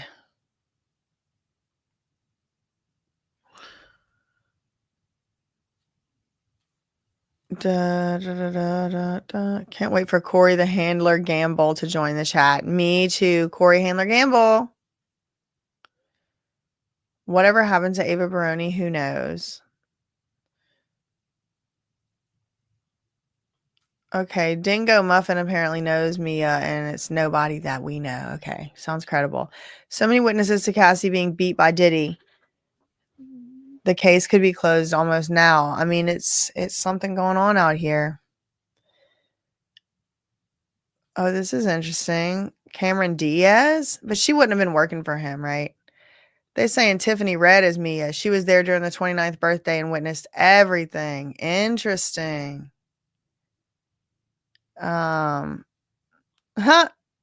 Shout out to the cousins in the chat. Hey, cousin, I just found your station. Ancestors led me to you. Of course they did. That's because we're cousins. They do. They always do. That's why I didn't want anything to do with that Johnny Depp case. And this one, it's like all my cousins are in it. I just feel it.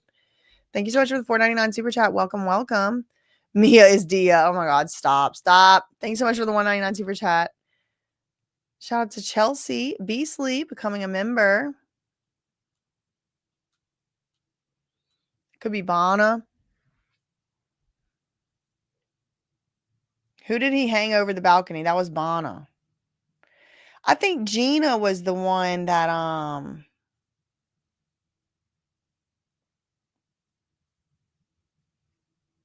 I think Gina was the one that was witness 3. Victim 3. But somebody's saying I could see Tiffany Red being witness number 3. Oh my God, Slay, yes. Emily Under the Radar tuned in from 225, listening with some girlfriends. Shout out to y'all. Les Le Bon Ton Roulette. I was just down in Louisiana this weekend. I have a friend from Lafayette. Cameron dated Diddy for years too. Cameron characters in The Mask is Tina. on my break and cleaning house. What about Daphne Joy? Yeah, could be. 1000% that Gina was victim 3, Livy said. Yeah, she was. Okay. Am I related to the Kidwells? I don't know. I mean, not like off the top of my head. I don't have any like that doesn't ring a bell, but I just say everyone's my cousin. Diddy and Diaz 2008, 2012 on and off. Ooh, whoa. What if it's Cameron Diaz? Y'all are crazy. What if it is though? Cousins. I don't know what this means, but defenestration is very de rigueur. I don't know what this means.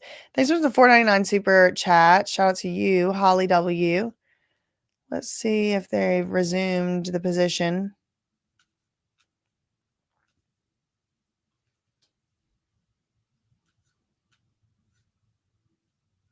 Okay, they're back. Before the jury comes back, the witness has this witness has a flight back to LA tonight. We'll rebook if we have to, but if we could stay a little later and finish with him, I know he would appreciate it. I told the jurors we might stay till 4. Okay, well, if that's the case, I gotta update my premiere on BJ Investigates. Hold on. Having a scheduling conflict. It's so cool to finally see 180,000 subscribers on my channel. All right, let me go to my video that's premiering tonight and make it back for, we'll go for, I'll just put it for 4:15 for now. It's about Kim Porter and what was found in her nightstand. All right, they're back.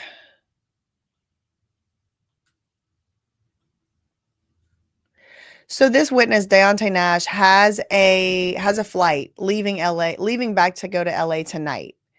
And he's like, I'm trying to go back. They're like, can we get him back? So I'm like, we can rebook it if we need to, but like, can we try and get him off the stand by today, even if we stay a little later than 3? And the judge was like, I think we can. I told the jurors we might stay until 4 today. And then the jury enters.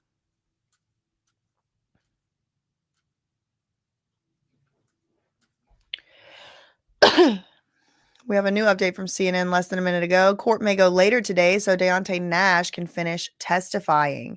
Maureen Comey asked the judge if they could stay late today to finish up Deontay Nash testimony instead of reconvening tomorrow. The court has been adjourning around 3 each day. Deontay has a flight back to LA scheduled, and the prosecutors don't want to rebook that unless they have to. Defense attorney Xavier Donaldson said that was fine with the defense. The judge said it should be also fine with the jury, as he has forewarned them that they might go until 4 p.m. on some days. He has done that. I remember reading it to y'all. Cassie gives birth less than 2 weeks after leaving witness stand. Chloe Malos wrote it, so it's probably full of something fake. Okay, let's go to... Chloe Malos is the one whose bodyguard, essentially, bullied me. I think, in my opinion, harassed me and stalked me outside of Stanley Mosque Courthouse. He acted like he was live streaming me, so I, literally did just live stream him, and then he put his crusty phone down. I've made videos about it. All right. So the judge tells the jury, we got a new tweet. The judge, look how early we are, y'all. Only 3 views. You never see 3 views on an inner city press tweet. We might stay until 4. Mr. Donaldson? All right. So then, okay. So the judge tells the jury that they might stay till 4 o'clock. And then he's funny. I like Deontay Nash. He is funny. Diddy's lawyer says, how are you, Mr. Nash? He says, I'm blessed. When he met with the government, you had an attorney present? Nash said, mm-hmm. The subpoena didn't mean you had to go to their office. Right. What the hell? We have an update from CNN. Cross-examination begins. Defense attorney Xavier Donaldson has started his cross-examination of Deontay Nash, a celebrity stylist and friend of Cassie Ventura. Okay, just now we have Samantha Cherry. Defense attorneys request Cassie. Yeah, so we read this earlier. You heard it here first. Defense attorneys request Cassie's hotel settlement documents. Cassie's attorneys are hoping to subpoena documents related to Cassie's settlement agreement with the Intercontinental. That March 16th surveillance footage stuff, March 2016 surveillance footage, according to court letters filed today. Diddy's lawyers noted that during Cassie's testimony in the trial's first week, she said she contacted the hotel and received a $10 million settlement. Cassie clearly had a financial incentive to frame the facts in a certain light throughout the government's entire investigation. The requested documents would reveal the extent of that incentive. Cassie's lawyer opposed the subpoena, arguing that the attorneys knew about the settlement beforehand and they failed to ask any questions about it during their nearly 2 days of cross-examination, and they failed to assess any credibility issues it might raise. They chose not to investigate this matter further and have waived any ability to do so now.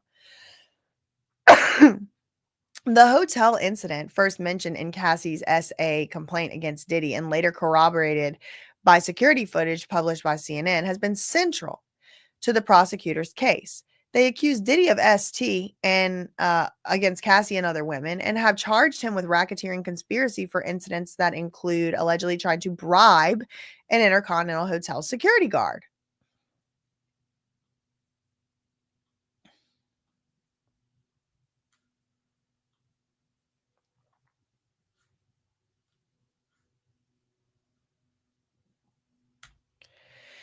Next question by Diddy's lawyer to the witness. You hired a civil lawyer, Mr. Dunn, to represent you, considering litigation against Diddy? He said, no. Well, doesn't this document show that? He said, it's their assumption, but no. I have the lawyers to protect me. I don't do federal court. He's like, I'm not playing around in this federal courthouse. Yes, I have a lawyer to represent me.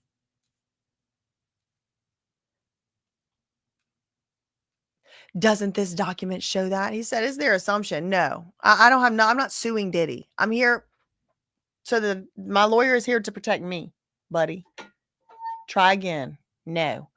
And I think the jury is liking this guy because they all keep laughing. Like several times there's been laughs erupting.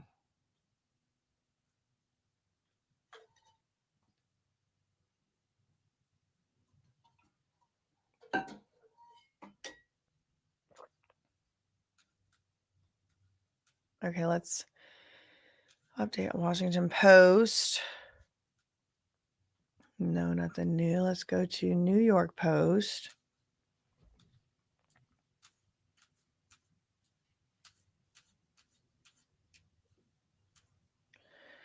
No, let's go to The Independent.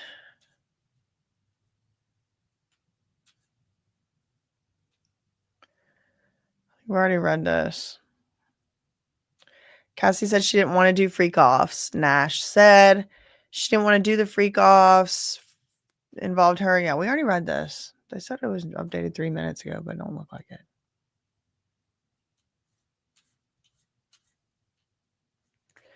Congratulations to Cassie having another little baby. Okay, let's go back to Inner City Press.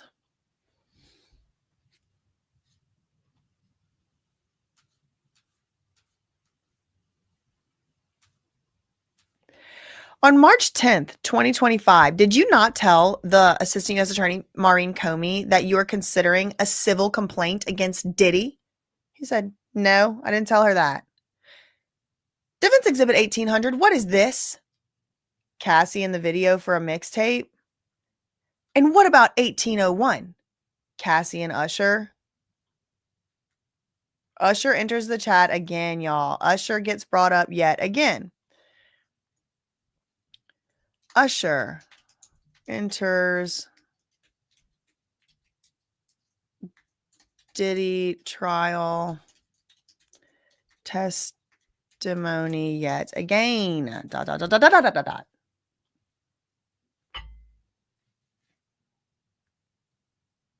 So they realized they weren't getting anywhere with the, didn't you tell them you were considering suing Diddy? He's like, no, I didn't. I did not say that. I don't know why they freaking said that.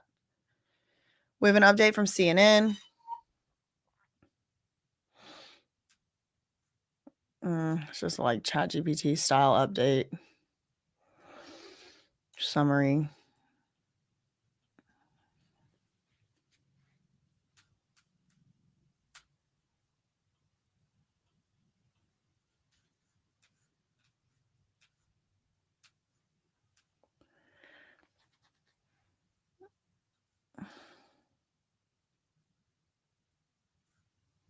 Okay.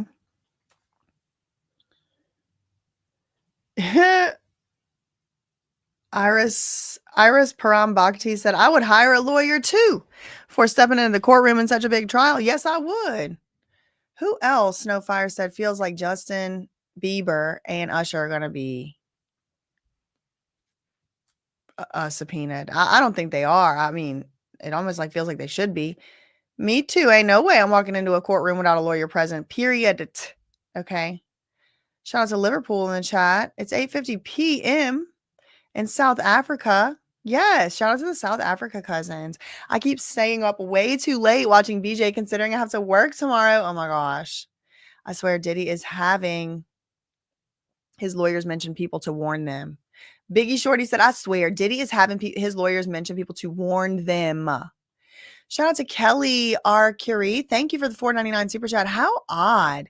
Kid Cudi song Day and Night and I'll Be Sure song Night and Day. I'm on the night, I keep dressing in my mind. It is interesting. Thank you for the $4.99 super chat. Thank you, friend of ghosts, for the $4.99 super chat. Kid Cudi dressed the part. James Dean's life famously ended in a Porsche. Interesting. Very interesting. Thank you for the $4.99 super chat. Thank you, Terry Dickinson, for the £99.99 super chat. Wow, I really appreciate that. Thank you, thank you, thank you, thank you. Shout out to Crystal Hiker Mom. Here's to getting to 200,000 before the end of the trial. That's my goal, y'all. My goal is by the end of Diddy trial to get to 200,000 subscribers on this channel. Thank you for the $2 super chat. Thank you for the €10 super sticker. Ariane Colin, Maya88. Thank you, thank you, thank you for the €10. Thank you. Thank you for the super chats, y'all. Thank you, thank you, thank you.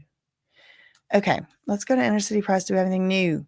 No, but we do have a new update on CNN. Okay. Less than a minute ago on CNN.com, celebrity stylist testifies he has not filed for or considered a lawsuit against Diddy. He confirmed that he did not file a lawsuit and he did not send a demand letter to Diddy. Diddy's attorney, Xavier Donaldson, asked him if he was considering pursuing civil litigation against Diddy. He said, no, I'm focused on getting out of here. Xavier Donaldson Diddy's lawyer asked the former stylist, Deontay Nash, if he retained a lawyer to consider suing Diddy. He said, no, absolutely not. Quote, I have counsel to protect me. I don't do federal court. He is funny.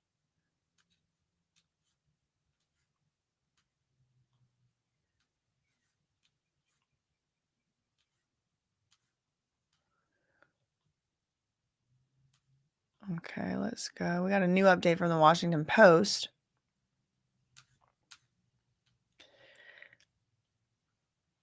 Three minutes ago, Ann Brannigan, Deontay Nash appeared to corroborate key details of Cassie's testimony as he testified about the threats Diddy made to Cassie. And he told the jury that Diddy attacked him, too, a few times. He described an incident when Diddy came to Cassie's apartment and ordered her and Nash to go outside of her apartment. Nash said he saw Diddy berating Cassie, telling her that she effed up, and he was going to put her bleep tapes out on the internet after sending them to her parents and getting them fired. When Nash tried to console Cassie, he said he told him the video showed her. Nash said Cassie told him that the videos didn't have Diddy in them. They just showed her having relations with other guys. And it was something that she said she didn't want to do.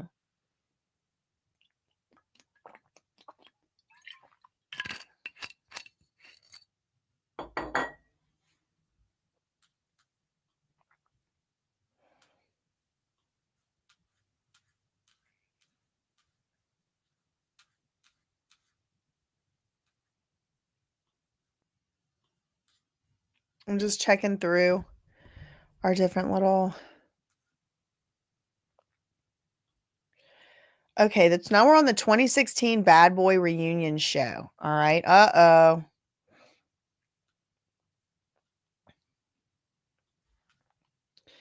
Okay, so he shows him a picture. Okay, so the last thing we just said was, or that we just read was with Usher, right? So I'm going to show you a picture. what is this? It's Cassie in the video for the mixtape. And what's the next exhibit, 1801? He says that's Cassie and Usher. This is the 2016 Bad Boy reunion show. Did you pick out that dress? He said, I don't remember. You didn't start as a celebrity stylist. It was that Mr. Combs introduced you to Cassie, right? He said, I met her. So this is another thing they will do. They'll kind of put you on the map, but then it's like they'll be able to always say, like, I made you, so I could take it away.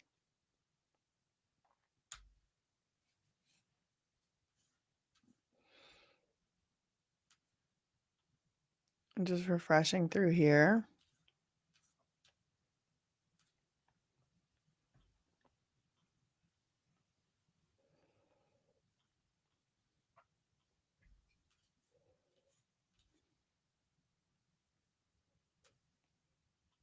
Should we look up the 2016 Bad Boy reunion show? Might as well, right? Yeah, he's calling her Mrs. Fine. That is cute. Okay, let's see. 2016 Bad Boy reunion show. Puff Daddy and the Family. Girl. It was in Las Vegas. Huh. There's a Wikipedia page about it. Let's go to that.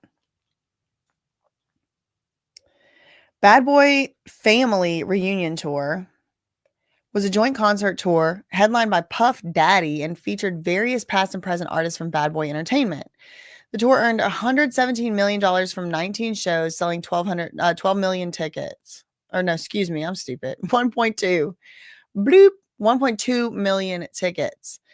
To commemorate the label's 20th anniversary, Diddy reunited with his former Bad Boy Family artists in the 2015 BET Awards for an all-star medley performance of the collective many-hit song.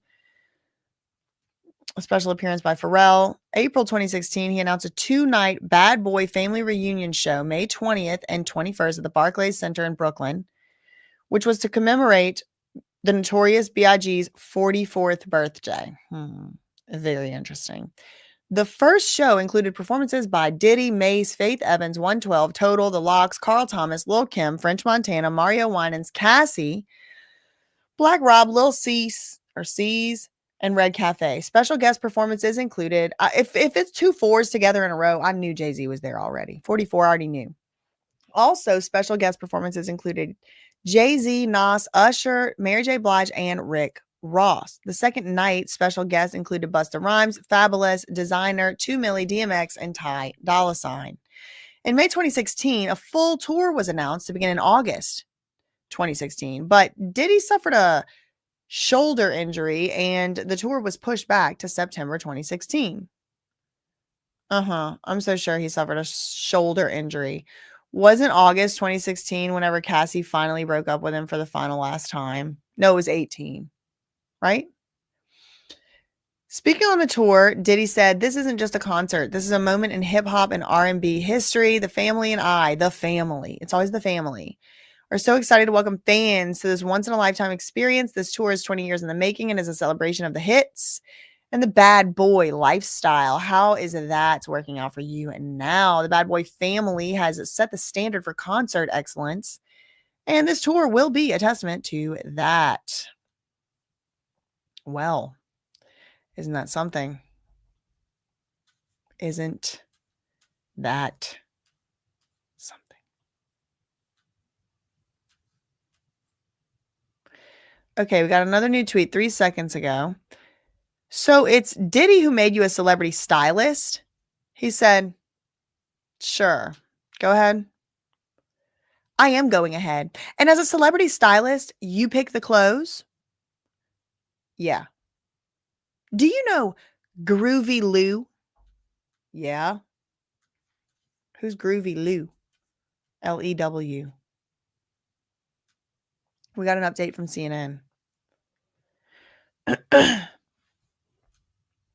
Oh my gosh, I love this guy. Oh my God, Deontay Nash is not nobody to play with. Do not play with him. Do not play with him. Play with your mom. Do not play with him.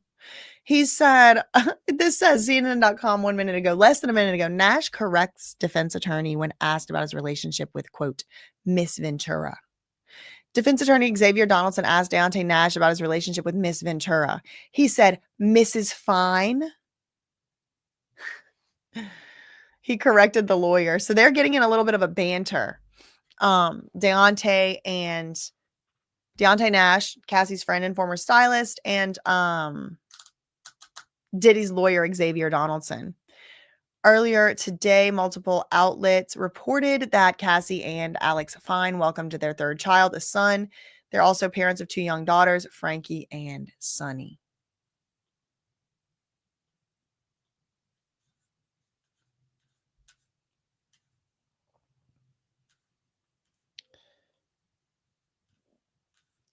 So yeah, he's like, so it was actually Diddy who made you a celebrity stylist. And he's like, and Deontay Nash is like, sure, go ahead. What are you getting at? And Xavier Donaldson's like, I am going ahead.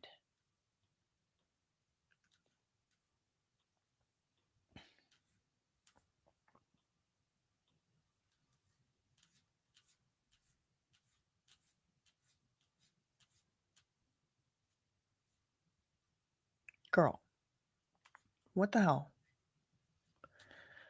Okay.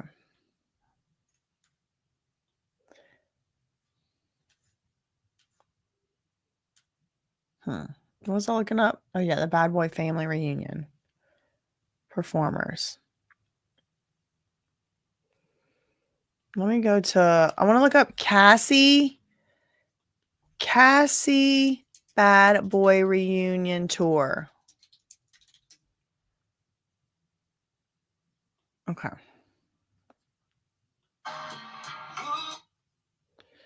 Who is this? Where does Cassie enter the chats? Oh, I think this is it. Okay, here.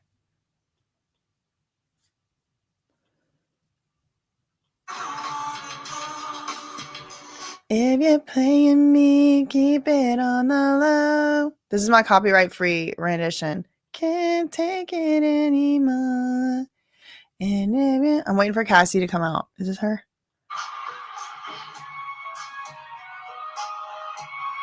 Okay, that's all we can do. Okay, let's see. Been waiting so long, I'm here to your call. I know that I shouldn't have had you waiting at all. I've been talking about the weather doing. I can tell you what we do. Enemy. Okay, that.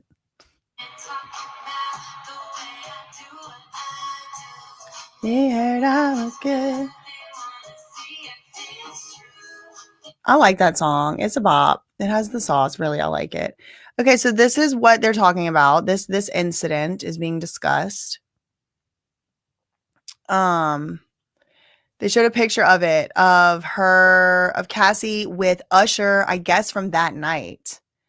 Why would Usher be there? Why would Jay-Z be there? These are interesting questions if it's supposed to be the Bad Boy reunion. Less than a minute ago, CNN.com, Nash confirms Diddy helped launch his career. On cross-examination, attorney Xavier Donaldson confirmed with Deontay Nash that he became a celebrity stylist after being first hired as an intern for Bad Boy Entertainment. Donaldson suggested that Diddy helped Nash get his start, to which Nash said, go ahead. Nash also confirmed he helped Cassie select her wedding dress. Slay.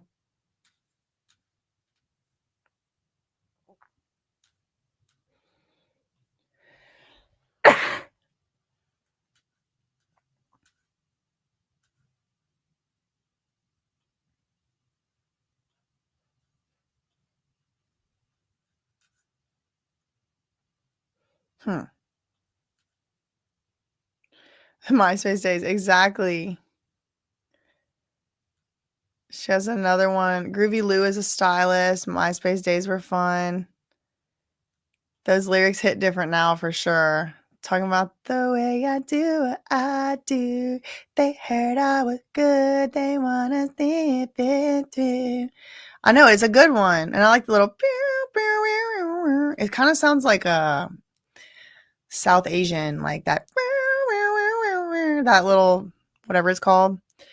Thanks so much, Iris, for the £2 super chat. No, euro. Thank you for the €2 super chat. BJ, your coverage of this trial is phenomenal. Thank you. Thank you, Mary Quinlan, for the $19.99 super sticker. Shout out to you. Thank you. Thank you, Victoria, for the $1.99. Thank you to Kel on Earth. I know he's funny. He's a girl. I wasn't about to tell Diddy not to surprise her on her birthday. That was my favorite. Song always hits. So what if it got him started? Exactly. That proves the prosecution's case more. He's willing to take down the man who gave him his start. They aren't doing well, Biggie Shorty. I have to agree. Okay, so Groovy, and thank you, Farrah Morgan, says Groovy X Mike B, I guess, and Mike B, both stylists for Bad Boy. All the HTML coders are now internet coders. Y'all are funny. Got a Long Way to Go is my favorite Cassie song. Come on, Donaldson, let's move it along. They're dragging this out, so the court will adjourn again tomorrow. Who here used to work? Sorry, write code for the MySpace profile. I used to dabble, but don't ask me what I did. I could never do it again today. Girl, you playing, but you can sing a little bit? Maybe. I am what they call somebody with allergies. A polymath. King of Hearts video really does depict a freak off. It's scary. Ew. Well, I don't want to watch it. Okay, let me do this. Let's refresh the Inner City Press. They're going to stay here till 4 today. So we got another 52 minutes, y'all, at least. Buckle up. You're with me now. As head of Bad Boy, next question. This is Diddy's attorney, Xavier Donaldson. As the head of Bad Boy, it wasn't in Diddy's best interest. Okay. As the head of Bad Boy Records, wasn't it in Diddy's best interest that Cassie looked good? Deontay Nash said, I guess, I suppose. And Bad Boy paid for Cassie's studio time, right? Yeah. So Cassie can't go to the studio unless Diddy pays.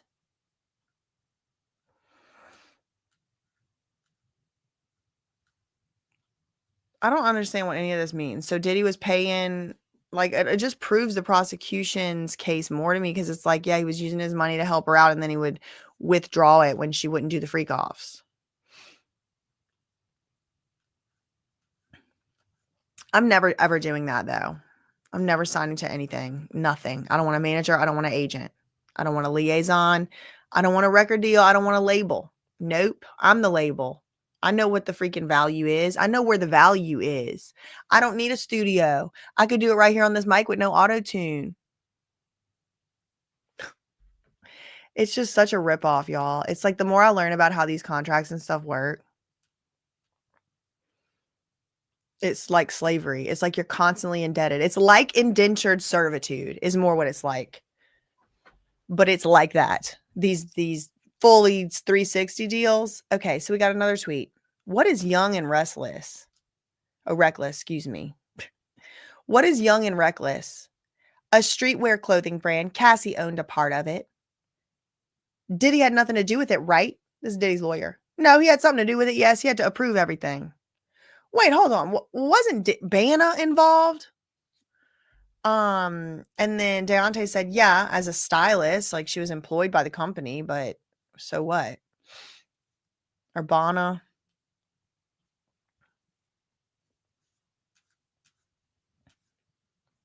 I think this is the one that he dangled over somebody was asking, who did he dangle over the balcony, allegedly, according to allegations in a lawsuit? It was Banna.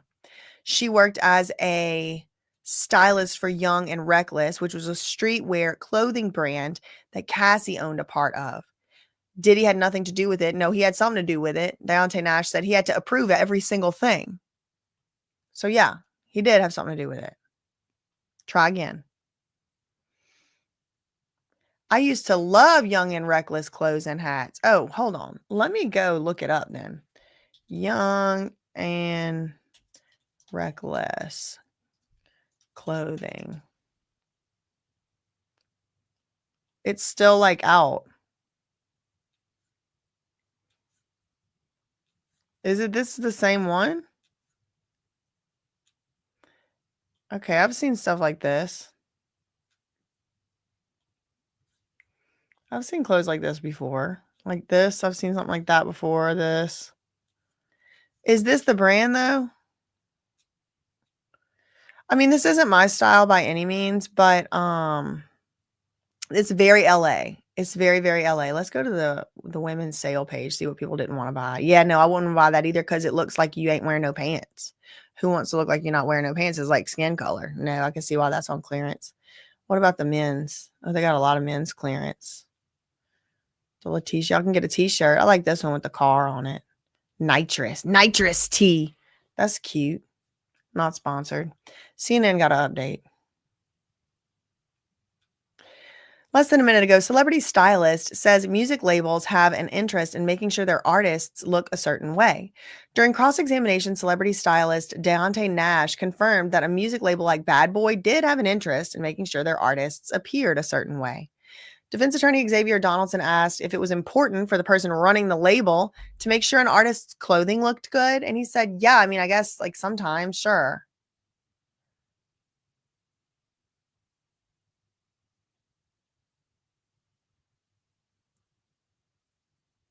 It's a cute bop. Somebody said they used to be sponsored by Young and Restless. I couldn't live with myself if I treated someone like that and allow myself to be mistreated as a lesson. You know your self-worth. You have to know your self-worth. It's true. But also just like, man, this was pretty bad. And she did try to run away. That's the thing I always come back to. When she tried to leave, he would track her down. That's what I always come back to. That's what's being alleged. I wasn't there. I don't know. Cassie disliked freak-offs. Deontay Nash testifies. This is Anne Brannigan from the Washington Post. Key to the success against Diddy is the prosecution's contention that he coerced Cassie to have relations with male escorts at the freak-offs. Opposed to the defense's suggestion that Cassie enjoyed herself. Deontay's testimony might help the government, as the stylist recalled several instances which he said Cassie expressed her dislike of the freak-offs.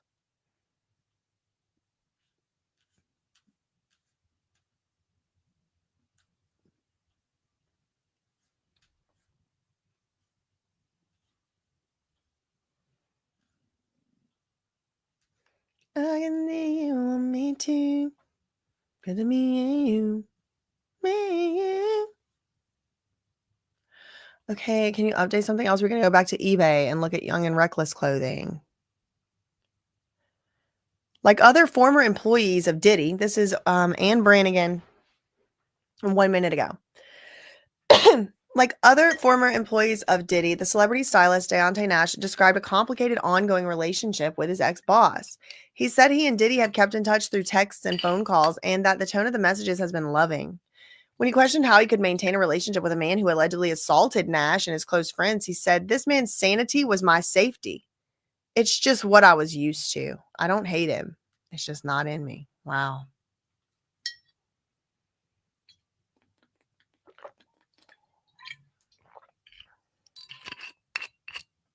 I guess they just stopped updating at the New York Post. They just went to sleep. They just went for a little siesta and they never came back.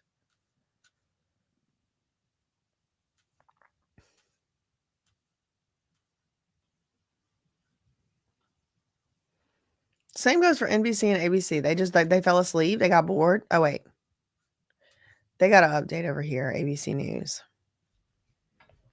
Stylist tells court Diddy allegedly attacked and threatened Cassie. He testified that he saw, quote, a lot of blood during one instance in which he alleged Diddy attacked his then girlfriend, Cassie. He testified along with Cassie and another employee, Mia. They were in Cassie's apartment packing for a music festival. Diddy pulled her by the hair off the couch and hit her.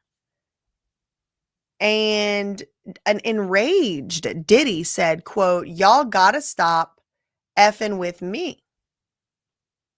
According to Nash's testimony, Cassie retreated to her bedroom and Diddy followed her, allegedly, and continued to attack her, kicking and hitting her until her head hit the edge of the bed.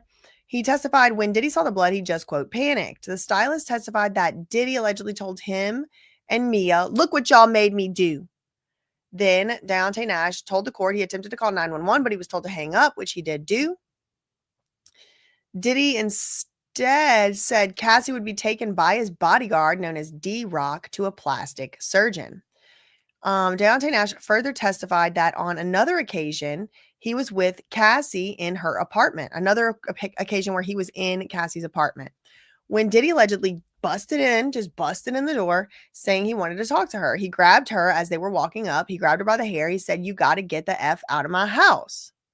Nash told the court that he tried to leave, but Diddy's security guards allegedly blocked him. Ooh, this is new information.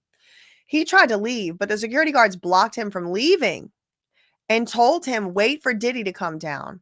Later, when Nash and Cassie were able to leave and had driven off, Diddy allegedly called and told him to pull over. He came to the window. He began to talk to Cassie, and he told Cassie apparently that she had effed up.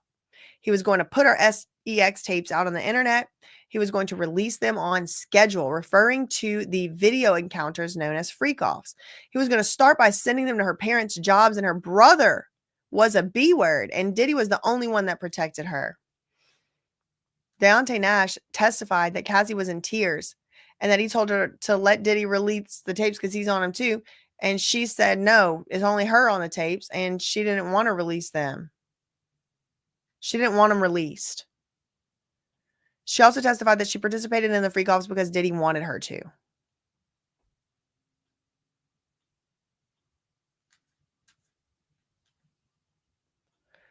Okay. Who else were you styling in 2016? He said Cassie, Puff, Mace, and Lil' Kim. Oh, Diddy's lawyer says, these are major artists. And on the mixtape, you were executive producer, but you got no credit. Meek Mill was on this mixtape too, wasn't he? Yeah. Pusha T? Yeah.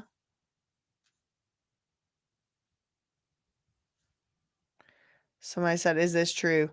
Diddy's ex-assistant says when she told Cassie to leave him, Cassie responded, Jay-Z is taken. Who would I date? Womp womp. They both got the same mouth breather mouth. Close your mouth. In Chinese face reading, this lip like this that stays down more in the middle indicates a person who doesn't have strong boundaries. Just letting y'all know. If you don't like it, take it up with the Chinese. I didn't make it up. Like when someone still smiles and the middle of their lip goes down like that. Like that. I mean, he just looks like he's like I can't even do it. This motherfucker. I'm really sorry. Close your mouth. Okay. We already read that.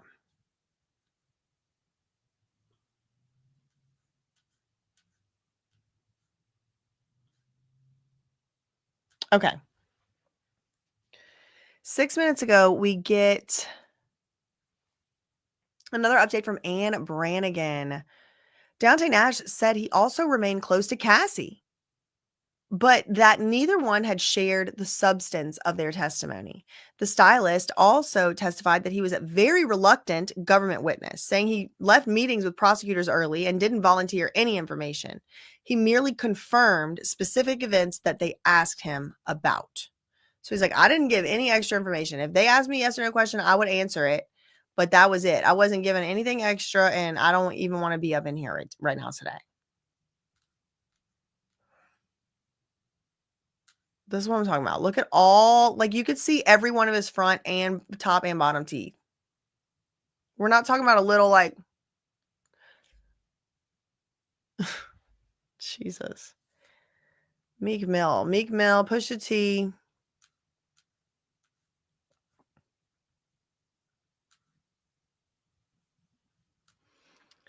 Waiting for some more updates, y'all.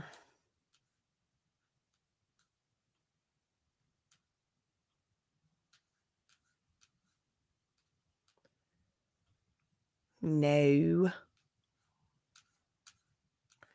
Y'all think they put out the pictures of the car from earlier today yet? Meek Mill has entered the chat. Exactly. I think there was already at least one. Singing and cough drop tip.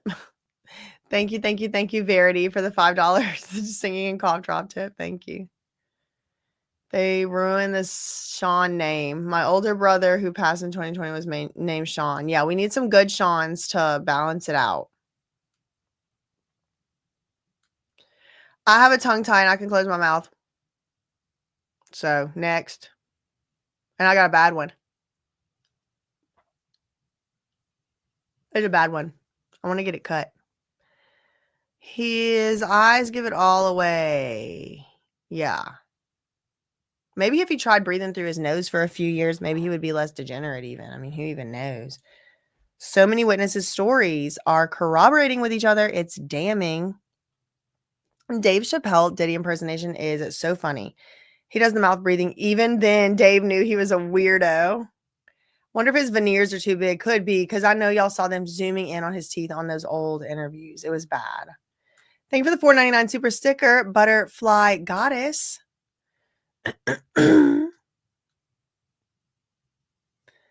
Mouth breathing. Defense needs more time. AUSA has to book Nash's flight. Yeah, it does seem like they're going to keep him. You do have to look at his mouth before he got his teeth fixed. It's pretty bad, but he's still like, and it's not just the lips open. It's like the jaw is unhinged. Like the jaw isn't hinged closed. Oh, thank you, Luis Silva. Thank you for all you were doing. You're awesome. Thank you. Before he fixed his teeth, he still couldn't close his mouth. There it is. Mm-hmm. All right, we got a new update from CNN. He asked for a break. He's like, can I go to the bathroom? That's why they're not giving no updates. I might have to move my premiere back again.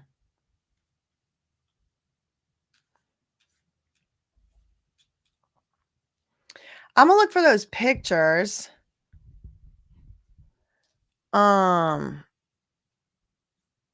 Somebody said he's probably mad because his mouth's always dry.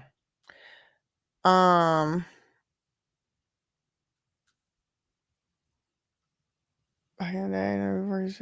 people are like, gross. Now I have to Google Diddy's teeth.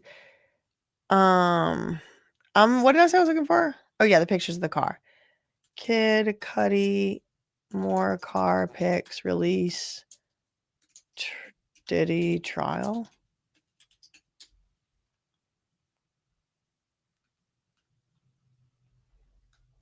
Okay, I don't like when they say it's live updates, but they only update every like 4 hours. That's not really live. Y'all just putting articles out on a page. All right. No, those are not yet released. Let's say who is Mia. Let's see if we can get some insights there. Obviously, we're not MIA.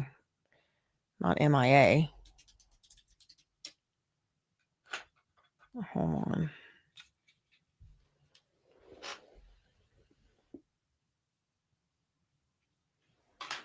I needed to turn on my space heater. Deontay Nash has asked for a break. He's like, y'all ain't keeping me up here this whole time. I'm going. If I want to go on a break, I'm going on a break because I have to go to a break. So, okay. I'm just, I don't know. Who is? No, I didn't see an offer to interview her after the trial. I don't want to think about the diddler's mouth. Ew. I mean, me neither, but girl, look at it. Yay, Cassie gave birth. I thought Blue was a Jay-Z thing. Am I the singer on her own journey lately? Yeah.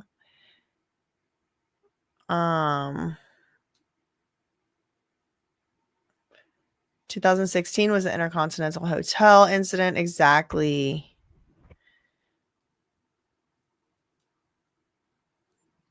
Maybe he just hasn't been getting enough oxygen all these years. I think it could be something to it, y'all. You got to learn how to breathe. It's very important. If you're wondering what's going on here, well, the witness, I think the only one since Cassie, has actually asked for a break. Now it is 3:26 p.m. Usually court is over by now, but the judge has said we are gonna stay probably till 4 today.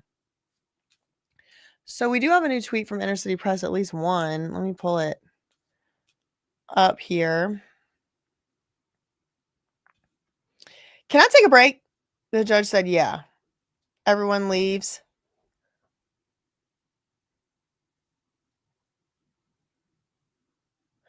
Okay, well, we're definitely not getting Mia today.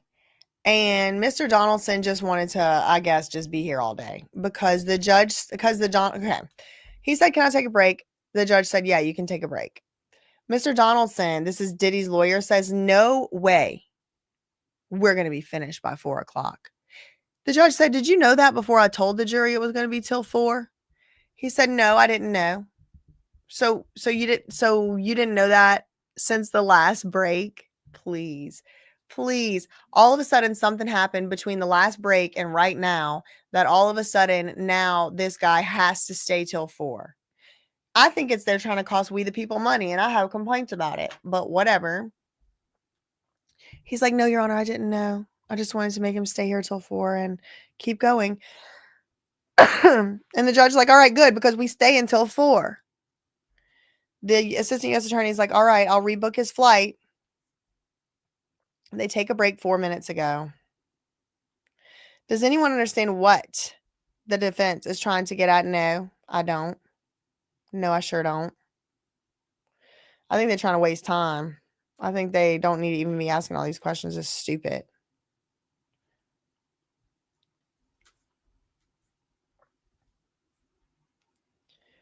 Cassie gives birth, has welcomed her 3rd child with husband Alex Fine.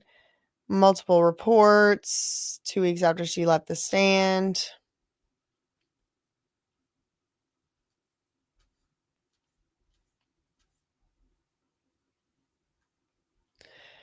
This guy's saying he got choked.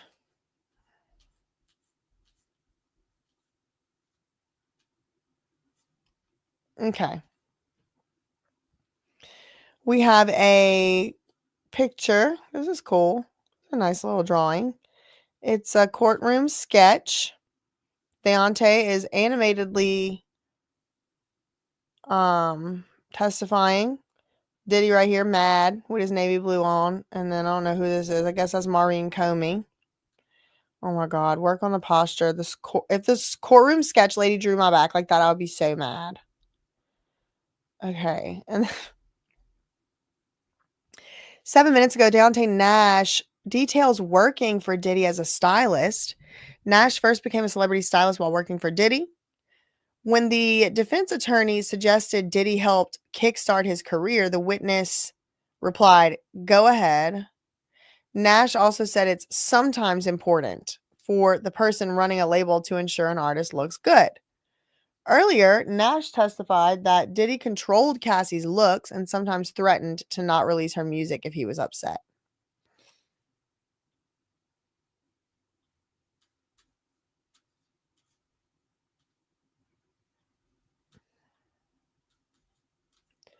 Then you get Xavier Donaldson getting fussed at.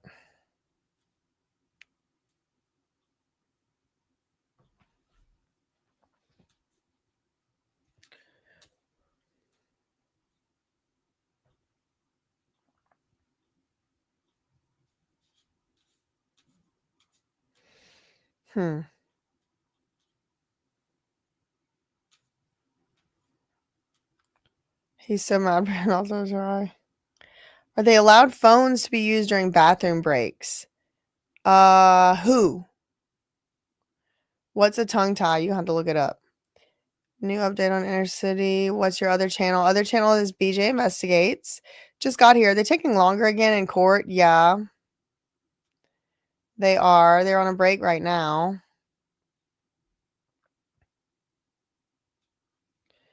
Probably how the demon snuck in right through that open mouth. They need to start putting the key witness first. Like, I understand they want to be the last thing on jury mind, but they Merc, the plot. I think that they both have a contribution to this though, because like now Xavier Donaldson is just keeping him up here all day and all night.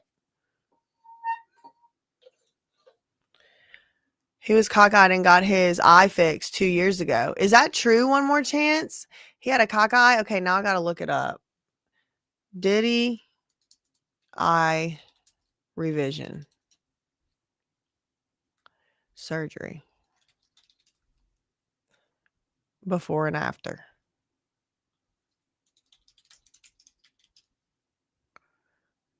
I want Diddy. P. Diddy undergoes his 4th surgery in 2 years. This is God's work to slow me down. Oh, God is really working now. Sean P. Diddy Holmes.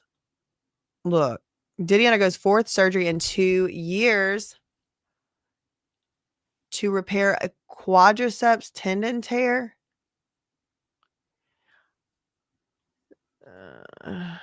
Apologized for missing his scheduled appearance in San Francisco before telling fans he was undergoing the knife to repair a quadricep tear. I just found out yesterday they squeezed me in for today. Pray for your boy. I'm going to see you all next time and make it up, y'all.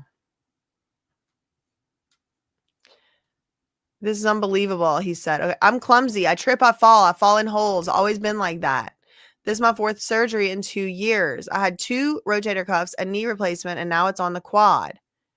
At the end of the day, it's God's work to slow me down, take better care of my body, and eat right, and just stop treating my body like a machine. This is unbelievable, he said. But he said he didn't want sympathy. I did it to myself by accident. He also recounted his surgical history in the Instagram stories, sharing that he's had 10 medical procedures in his lifetime so far, including 4 rotator cuff surgeries. Yeah, that's all that whatting. I'm surprised he hadn't had the carpal tunnel one. A partial knee replacement, operations on his toe, wrist. There you go. I'm not a doctor though, y'all. And his bicep. It's like every part of his arm that could get damaged from like repeated use doing a certain repetitive motion has had a surgery. The man is a sex addict, if you ask me. I'm not a doctor though. I don't know. I just want to be honest with you and say that I just want to be honest with you and say to everybody else that's clumsy and accident prone, I pray for you. Pray for me. This is going to be my last surgery. I promise. Yeah, right. After sharing clips of his doctor shaving his leg in preparation for surgery, he ended his health update with an inspirational message for the group of children fighting childhood cancer that he met with on the Ellen show the day before. You guys are truly inspiring me now, he said before launching into a rendition of his 2000 song, Bad Boy for Life. Oh, God. Never give up, he said. So he's getting his leg shaved. Okay, that's his leg shaving moment.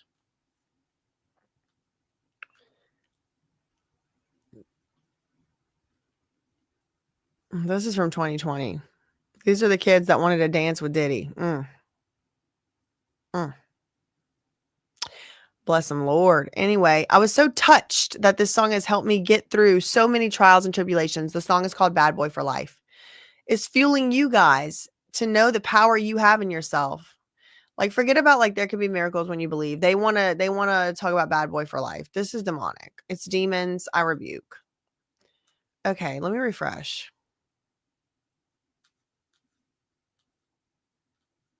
No. Hi, all right, come on. Do something. Do a trick. Cassie gives birth. Congratulations to her. Y'all saw Emmanuel Macron gets shoved in the face by his spouse. Just shoved in the face. It was not acceptable. I mean, that could explain what's wrong with the man. Because you know that wife and him got together whenever he was like 14, 15 years old. She was like 39. That's nasty. Let's see. Who else was here at this? Young Jock, please. Bring back Young Jock, you know. What a time. I have a breathwork app on my telly. It's wonderful. 15 is a long bid, but now he's facing way more. Whatever happened to Cat Passion? I don't know who that is. I don't know who you're talking about. Jay-Z tried getting a $100 million loan and was denied. Well, I thought he was a billionaire. Mia is a former personal assistant to Diddy and is expected to testify about alleged sexual assaults and forced labor she endured. Young and Reckless was started by Rob Dyrdek's cousin. Remember the show Fantasy Factory on MTV? Vaguely, it does definitely ring a bell.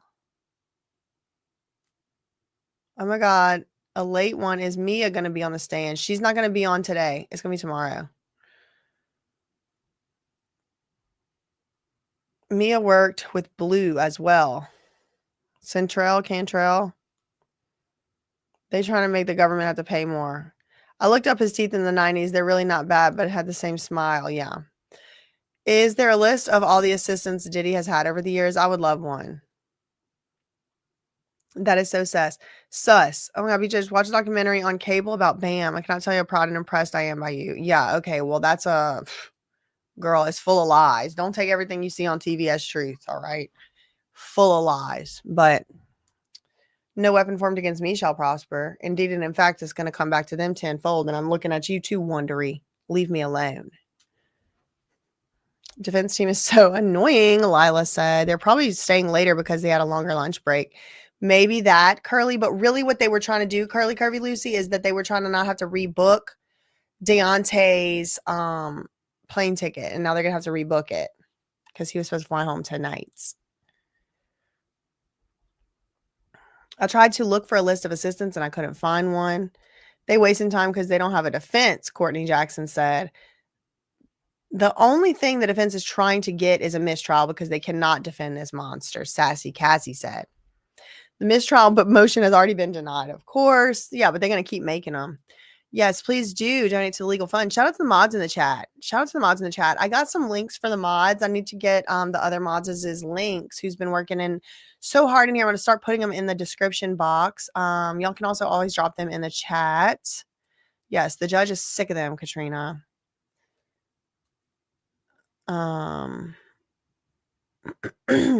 Mia, also victim 4, is a former personal assistant, is expected to testify. Okay, we already read that.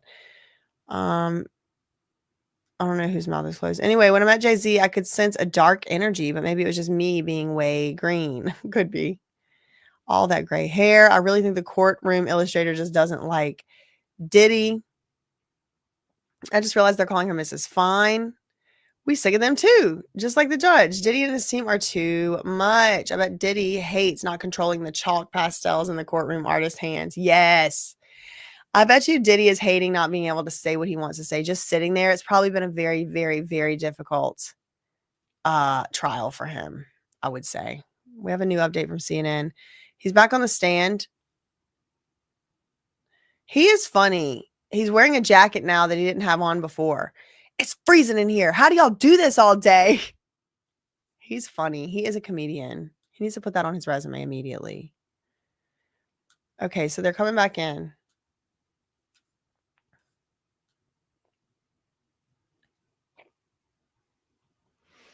He is so funny. Holy this is funny. So he comes back in and Diddy's lawyer's, I guess, trying to clown on him or whatever. He's like, nice coat. He goes, thanks. Diddy's lawyer goes, what size? Deontay goes, not your size. And then Diddy's lawyer goes, right answer. Anyway, Diddy was the final decision maker. He said, no, some of them look terrible. And you're friends with Mrs. Fine? He said, yes, I am friends with her. When's the last time you spoke with Bonna? Yesterday. But not about your testimony, right?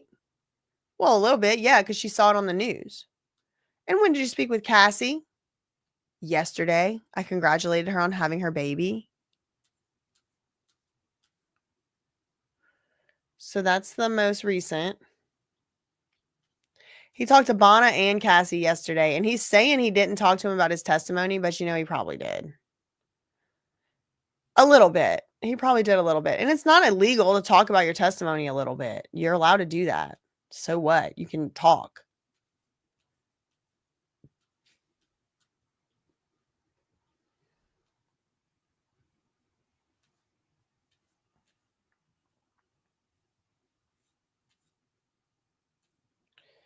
New York Post just went to sleep. Okay, what's this? Already read that. Let's go to NBC.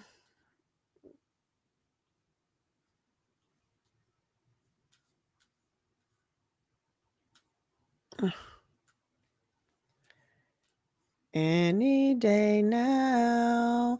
What size is your coat? Not your size. Not your size. He was funny for that. Why did he ask him what size his coat is? What the hell? What is this? People magazine. Do do do do do do do do. I don't know if that's her brand or not.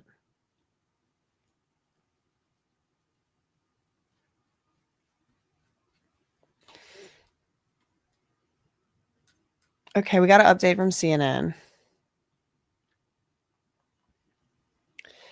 Diddy only approved Cassie's looks. He said he didn't. Oh, he only approved Cassie's looks. Diddy did not approve looks for anybody else other than Cassie Ventura. This is a huge, huge detail. Diddy only approved Cassie's looks.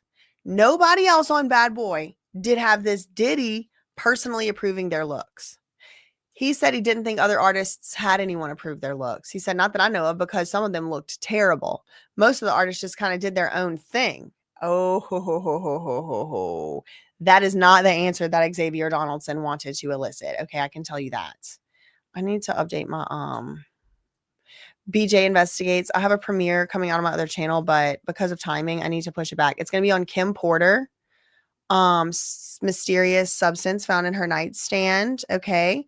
Perhaps had to do with a prescription that was not prescribed to her for Ambien. Okay. We got to revisit that. So I have an all new video coming out tonight or this afternoon, 4:15 p.m. That's what I have it up for as of right now. So that I'll leave it there. I'll leave it as that for now. Okay. Let's go back to Inner City Press.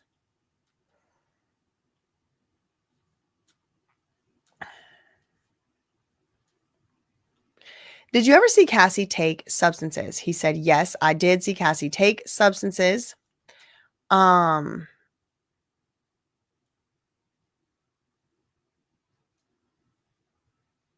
Cocaine, EX, and Molly Ann.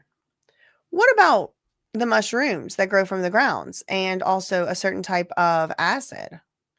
He said, I'm not like privy to any of that.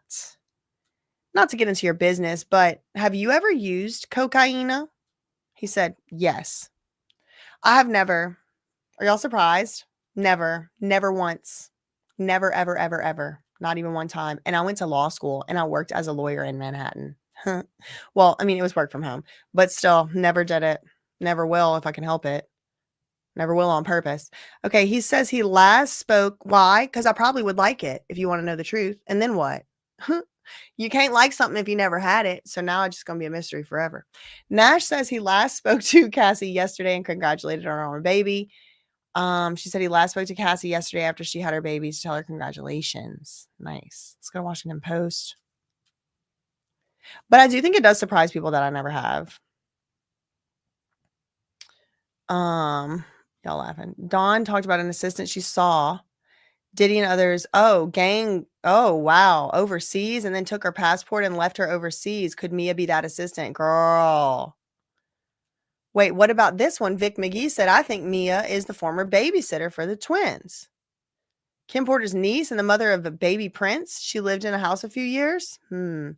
Lady J and I, same here. Since yesterday, I can't get past the whole orphanage thing. Sorry to keep bringing it up, but 7 orphanages closing. That's the thing. I'm just wondering. Wait, did she actually give birth? Yeah.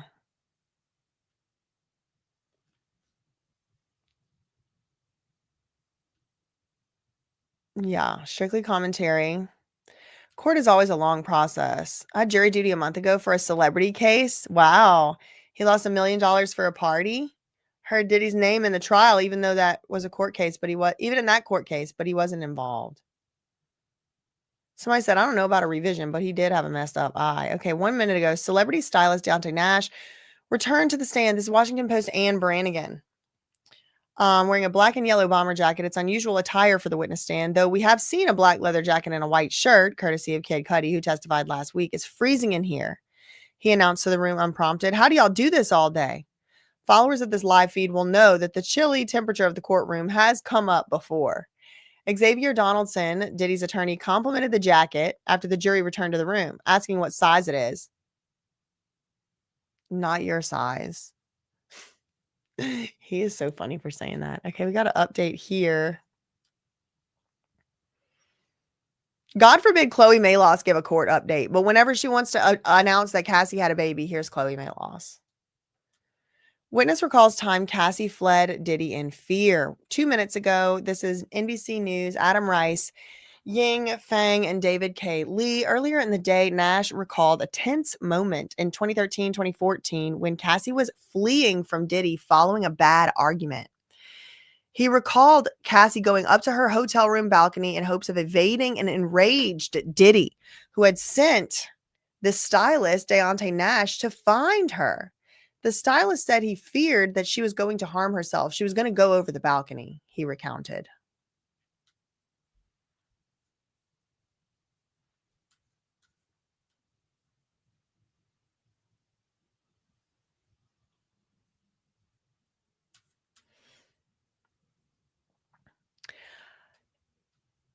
And you smoked a drug before meeting with prosecutors before, didn't you?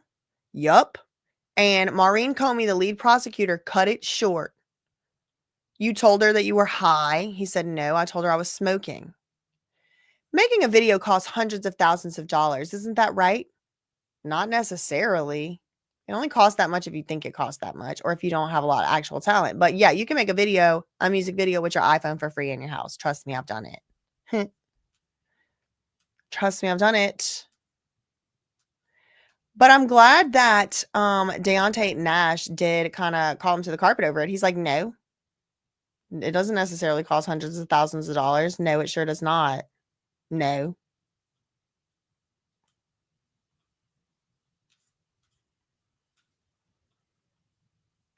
Just scrolling through for some more updates. Okay. Just now, we get an update from Washington Post Anne Brannigan. While the jury was on break, defense attorney Xavier Donaldson told the court he likely would not be done cross-examining this witness by 4 p.m., which was not well received by the judge. The judge said Donaldson should have raised this earlier before the court decided to let the testimony go later than usual. Nash could have finished his testimony and caught his flight back today. So the judge did not take it well that Donaldson just wanted to keep him there for another hour. He said the whole reason that the judge let it go later than normal today is because he thought they were going to be done. And the judge is basically like, you already knew you were going to take this long. You should not have let me extend this day another hour if you knew we were going to have to come back here anyway. The judge said Donaldson should have raised it earlier before the court decided to let testimony go later than 3 o'clock. Prosecutors noted that Deontay Nash has not been combative on the stand and that some of Donaldson's questions appeared less than pressing, like how would you define a stylist? Subramanian quipped, referring to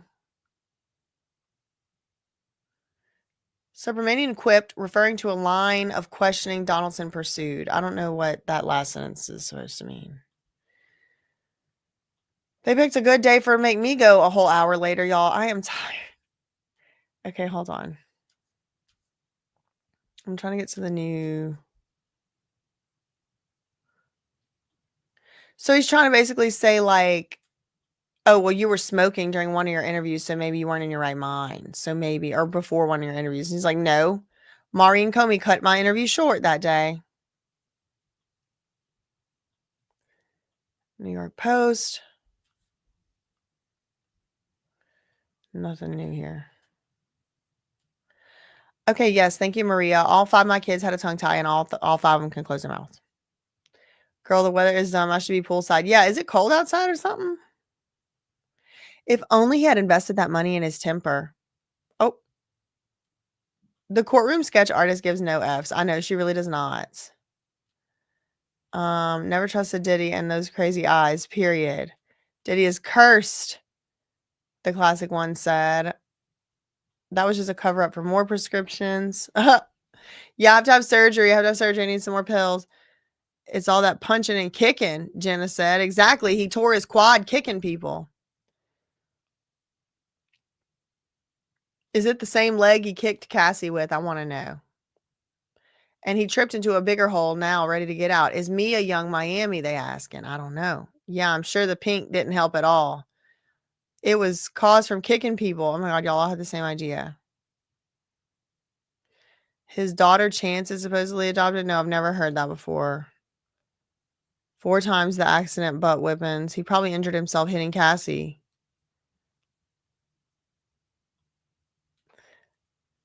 Oprah and Ellen need to be dragged through the coals. Well, didn't Oprah get sued or subpoenaed with Russell Simmons?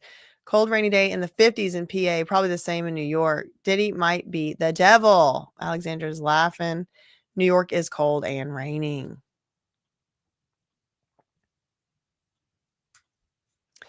And this guy, Deontay, is trying to get up out of this courtroom. He is not trying to be in this courtroom. He's trying to go home. It's like, well, shoot, now I got to stay. So tomorrow we're going to get Mia.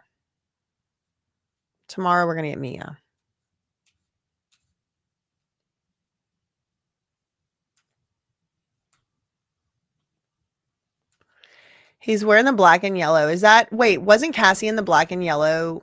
You know what? You know what it is. Black and yellow, black and yellow, black and yellow. They told us that she was in that music video, although I was unable to actually confirm that. Nash testifies about his substance use. Less than a minute ago, CNN.com testified he has seen Cassie using substances, including Molly and EX. At times, he has also seen her do it in her home. He also testified that he smokes the M to the J, the 420, as it were. He said one of his meetings with prosecutors was cut short because he told them that he had smoked beforehand. But then they cut the meeting short. They're like, well, we can't do the meeting because you was smoking.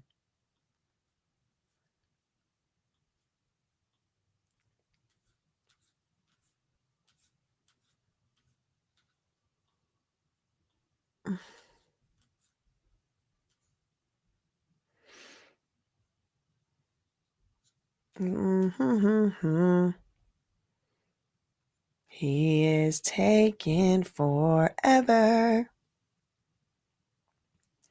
Last spoke with Cassie yesterday after having her baby. 1 minute ago, NBCNews.com, Adam Rice, Ying Feng, and Doha Madani. Nash may have revealed some news to the courtroom during his cross-examination. Telling the jury he last spoke to Cassie after she gave birth. Yesterday, the stylist was asked about when he spoke to Cassie, who was described as Nash's good friend. He responded that it was after she had her baby. He was instructed not to speak to Cassie about any testimony as they were both taking the witness stand. He told the court that their conversations were generally about how she was doing and about what clothes to wear when appearing in court. And now he is showing up in a black and yellow leather jacket. Not lost on me.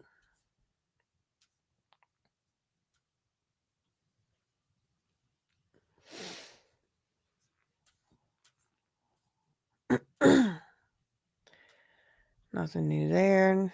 Let's see. CNN.com. Nothing new there. Washington Post. Nothing new there. New York Post.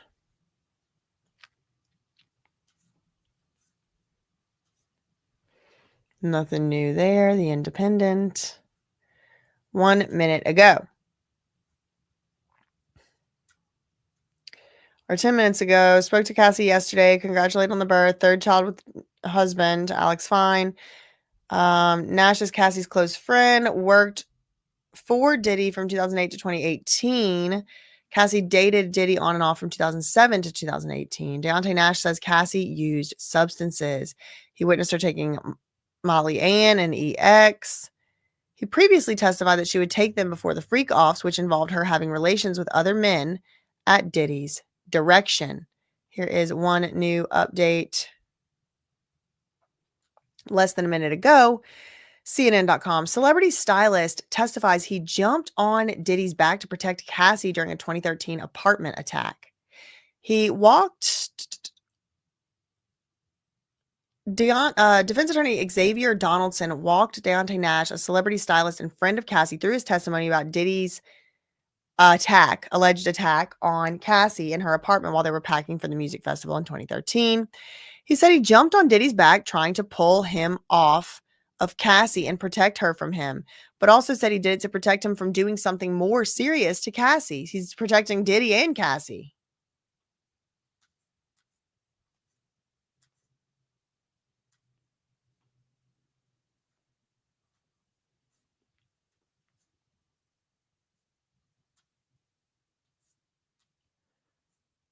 I think this is the most recent tweet, like 10 minutes ago. The Diddy docket is funny.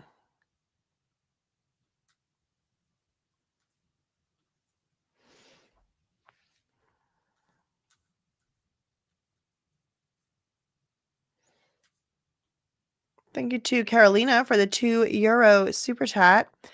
Thank you to Chill Murray for the $4.99 super chat. Poor itty bitty Diddy hearing size jokes right now in front of him is diabolical.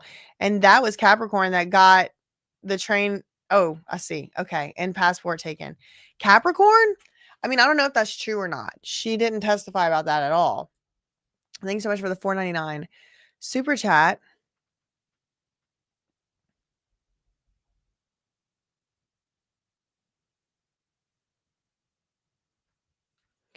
Penny Rogers said, is it over for the day? No, not yet, but it is nearing up towards the end of it. But just because the jury leaves doesn't mean that it's over, because you know how they stay and fight about stuff.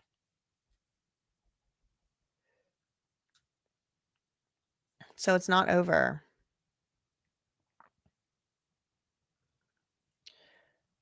Wait a second. Sussex Sandra, is this true? Am I aware that some YouTube content creators reporting on the trial have been sued or being sued by Diddy, including Ashley Banfield and Rotten Mango? No, I did not know that. Is this new? Is this brand new news? My Try for Real said, I missed Capricorn Clark testify. Dang. Well, I do have a live stream you can go watch from it. Yeah, I don't know if that's true. No, it's not new. It's not new. They saying. Dory is saying it's not new. Okay, bye-bye, Victoria.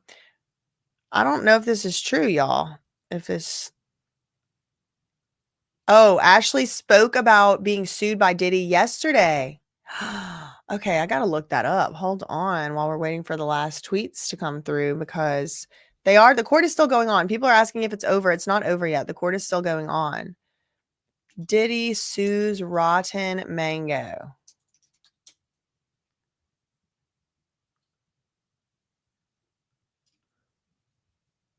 Or maybe it was a threat, a cease and desist. I gotta... Ashley Banfield. I mean, I do think she did have some AstroTurf people up on her channel. Okay, y'all saying she talked about it on her channel yesterday. I'm about to look that up. Somebody send me a link or something. Because it's not coming right up.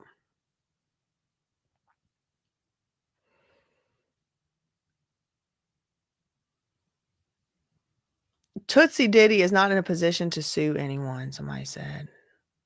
Stephanie Sue. Okay, let me try that. Tequila. Diddy sue Diddy.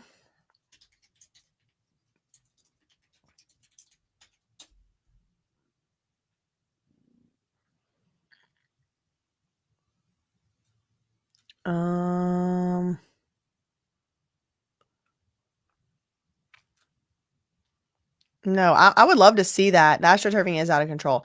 Sued for what? Yeah, I would. Yeah, is it even true? I don't know. I mean, I'm sure some of y'all did hear it, but I have a video coming out soon about, maybe it already came out. I don't remember. About the fake astroturfing. Yeah, it already came out. She did talk about it, Shannon said at the end of her video yesterday. Ashley said she's being sued by Diddy along with other media people. Is it in federal court? I'll look it up on Pacer. Is being sued or has been sued? Is affiliated or was affiliated? Oh, I'll never forget that. I'll never forget it. is affiliated. Lou Taylor is affiliated with Stonebridge or was affiliated. I'm looking it up. The lawsuit on Pacer. As we wait for the last tweets to come through from Inner City Press. Let's see.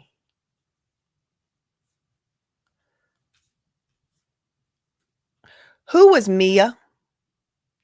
The answer, Diddy's assistant. Hold on, let me get to it.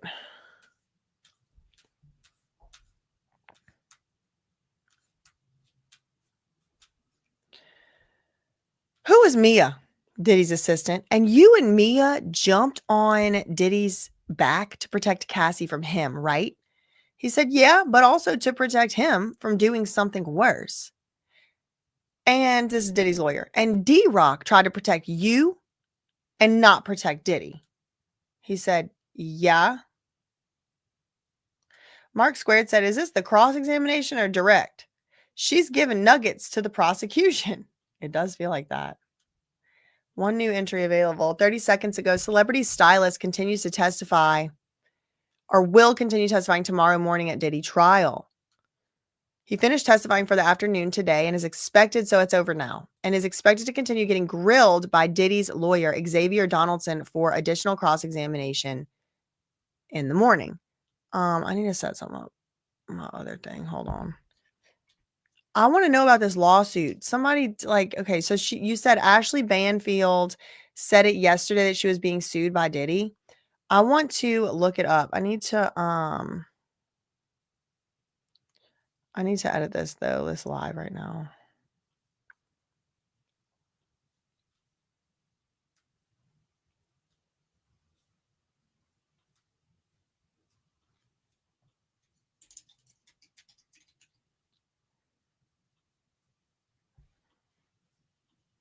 Okay. What is the deal with this Pacer thing? It needs to load. Okay, there we go. Find parties. Banfield. Ashley.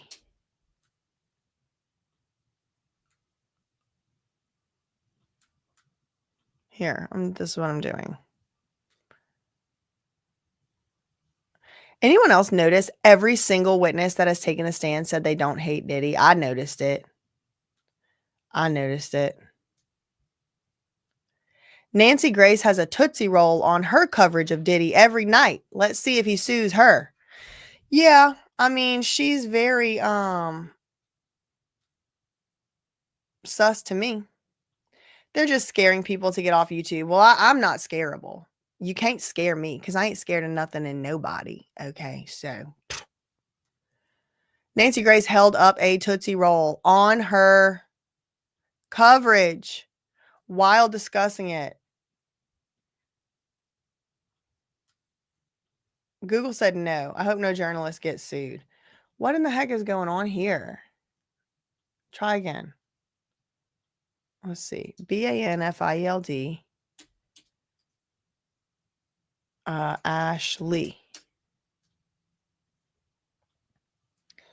Okay, let's go back to Inner City Press.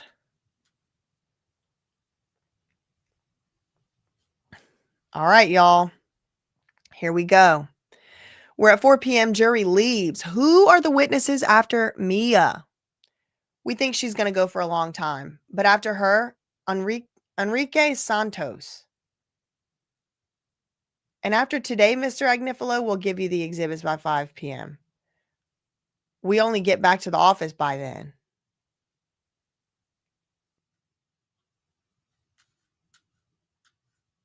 Okay. Who's Enrique Santos? Enrique Santos. A radio host? Is he friends with Diddy?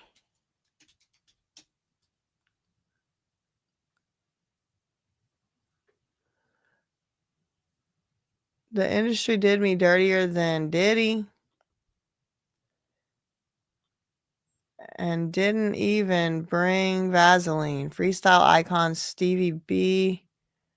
No, who's Enrique Santos? Enrique Santos. Okay, so, I spelled Banfield wrong. Great.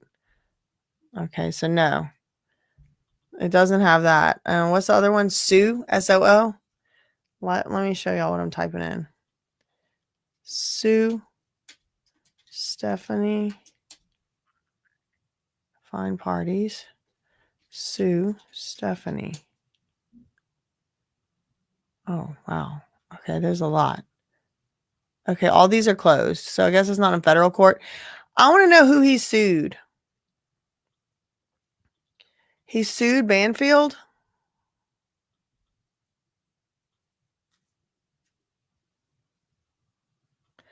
I heard Rotten Mango was getting verbal threats. Wait till Nancy Grace hears about this. Ashley confirmed. Oh, here's Diddy docket. It's the Combs versus Burgess case. Okay.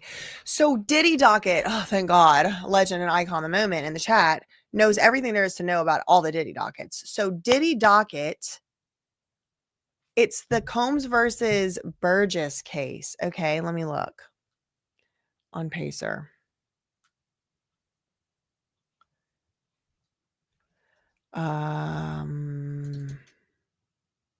Courtney Burgess, right? Burgess. Courtney. Okay. Here we go. We're in, everybody. No, y'all, it's not MIA. It's Mia. They're calling her Mia. They're not calling her MIA. Do not start fake news in my astroturfing in my chat because you will be blocked. It's not MIA. Do not start astroturf lies in my chat. Okay, so this was just... Okay, so Anna Estevallo is on this case too. She did the opening statement in Diddy trial. Oh, she wanted to leave. She said, I gotta go. I don't want to be Diddy's lawyer no more.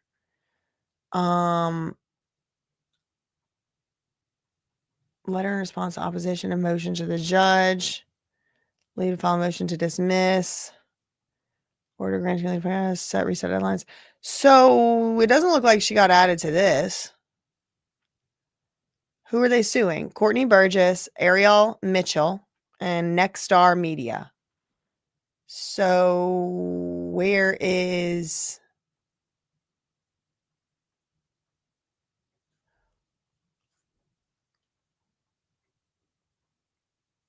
Where is it said that he's suing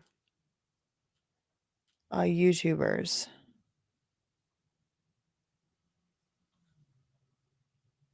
Anna Estevallo withdrew as counsel. Still don't really know, y'all. Still don't really know. I don't see her in there. News Nation is Nexstar Media. Oh, got it. Okay, so what about Rotten Mango? Diddy docket? Is Rotten Mango in Nexstar somehow? Well, that would explain some things. Enrique Santos is a YouTuber. There were YouTubers, it's Kim, thank you. Shout out to It's Kim. There were YouTubers mentioned in the filing, but I don't believe they are defendants. Okay. Got it. And Nexstar is News Nation. That's why Banfield is saying she's getting sued. Ariel Mitchell is very messy. Anyone would take her as a lawyer. I don't know, Sandra said. Do you think that all of this is just what? I don't know. Wait, who is suing? Yeah, that's what I still want to know. I need to go look at the Burgess case. 1 minute ago, CNN.com. The jury has been dismissed for the day. The defense will continue the cross-examination of Deontay Nash tomorrow morning. Maureen Comey said she expects Mia, who's one of Diddy's former assistants and alleged victim, to be on the stand until the end of the day Friday. Whoa, this is going to be another long haul witness, y'all. Mia is going to be on the stand all day tomorrow and all day Friday. So 2 full days of Mia. Who is this Mia? I think it's victim 4. We're going to have 2 full days of Mia. Court adjourned for the day. The government will have to make a new travel arrangements for Deontay Nash, who was set to fly out of New York City tonight, but he has to return to the witness stand tomorrow morning. He ended for the day being asked about times where it seemed Diddy's security team assisted him and Cassie, even when it conflicted with Diddy. Mia, a pseudonym for victim 4, is expected to take the stand tomorrow. and continue until the court ends Friday afternoon. Let's see what Inner City Press says.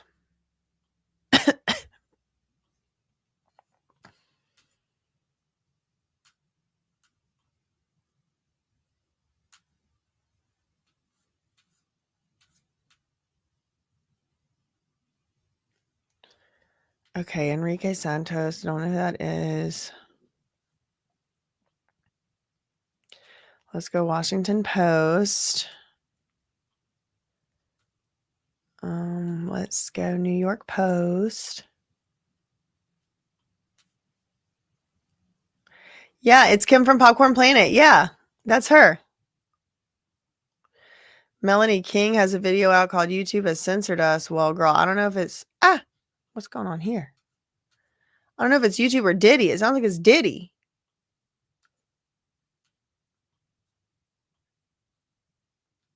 Updated 5 minutes ago. Okay, let's see.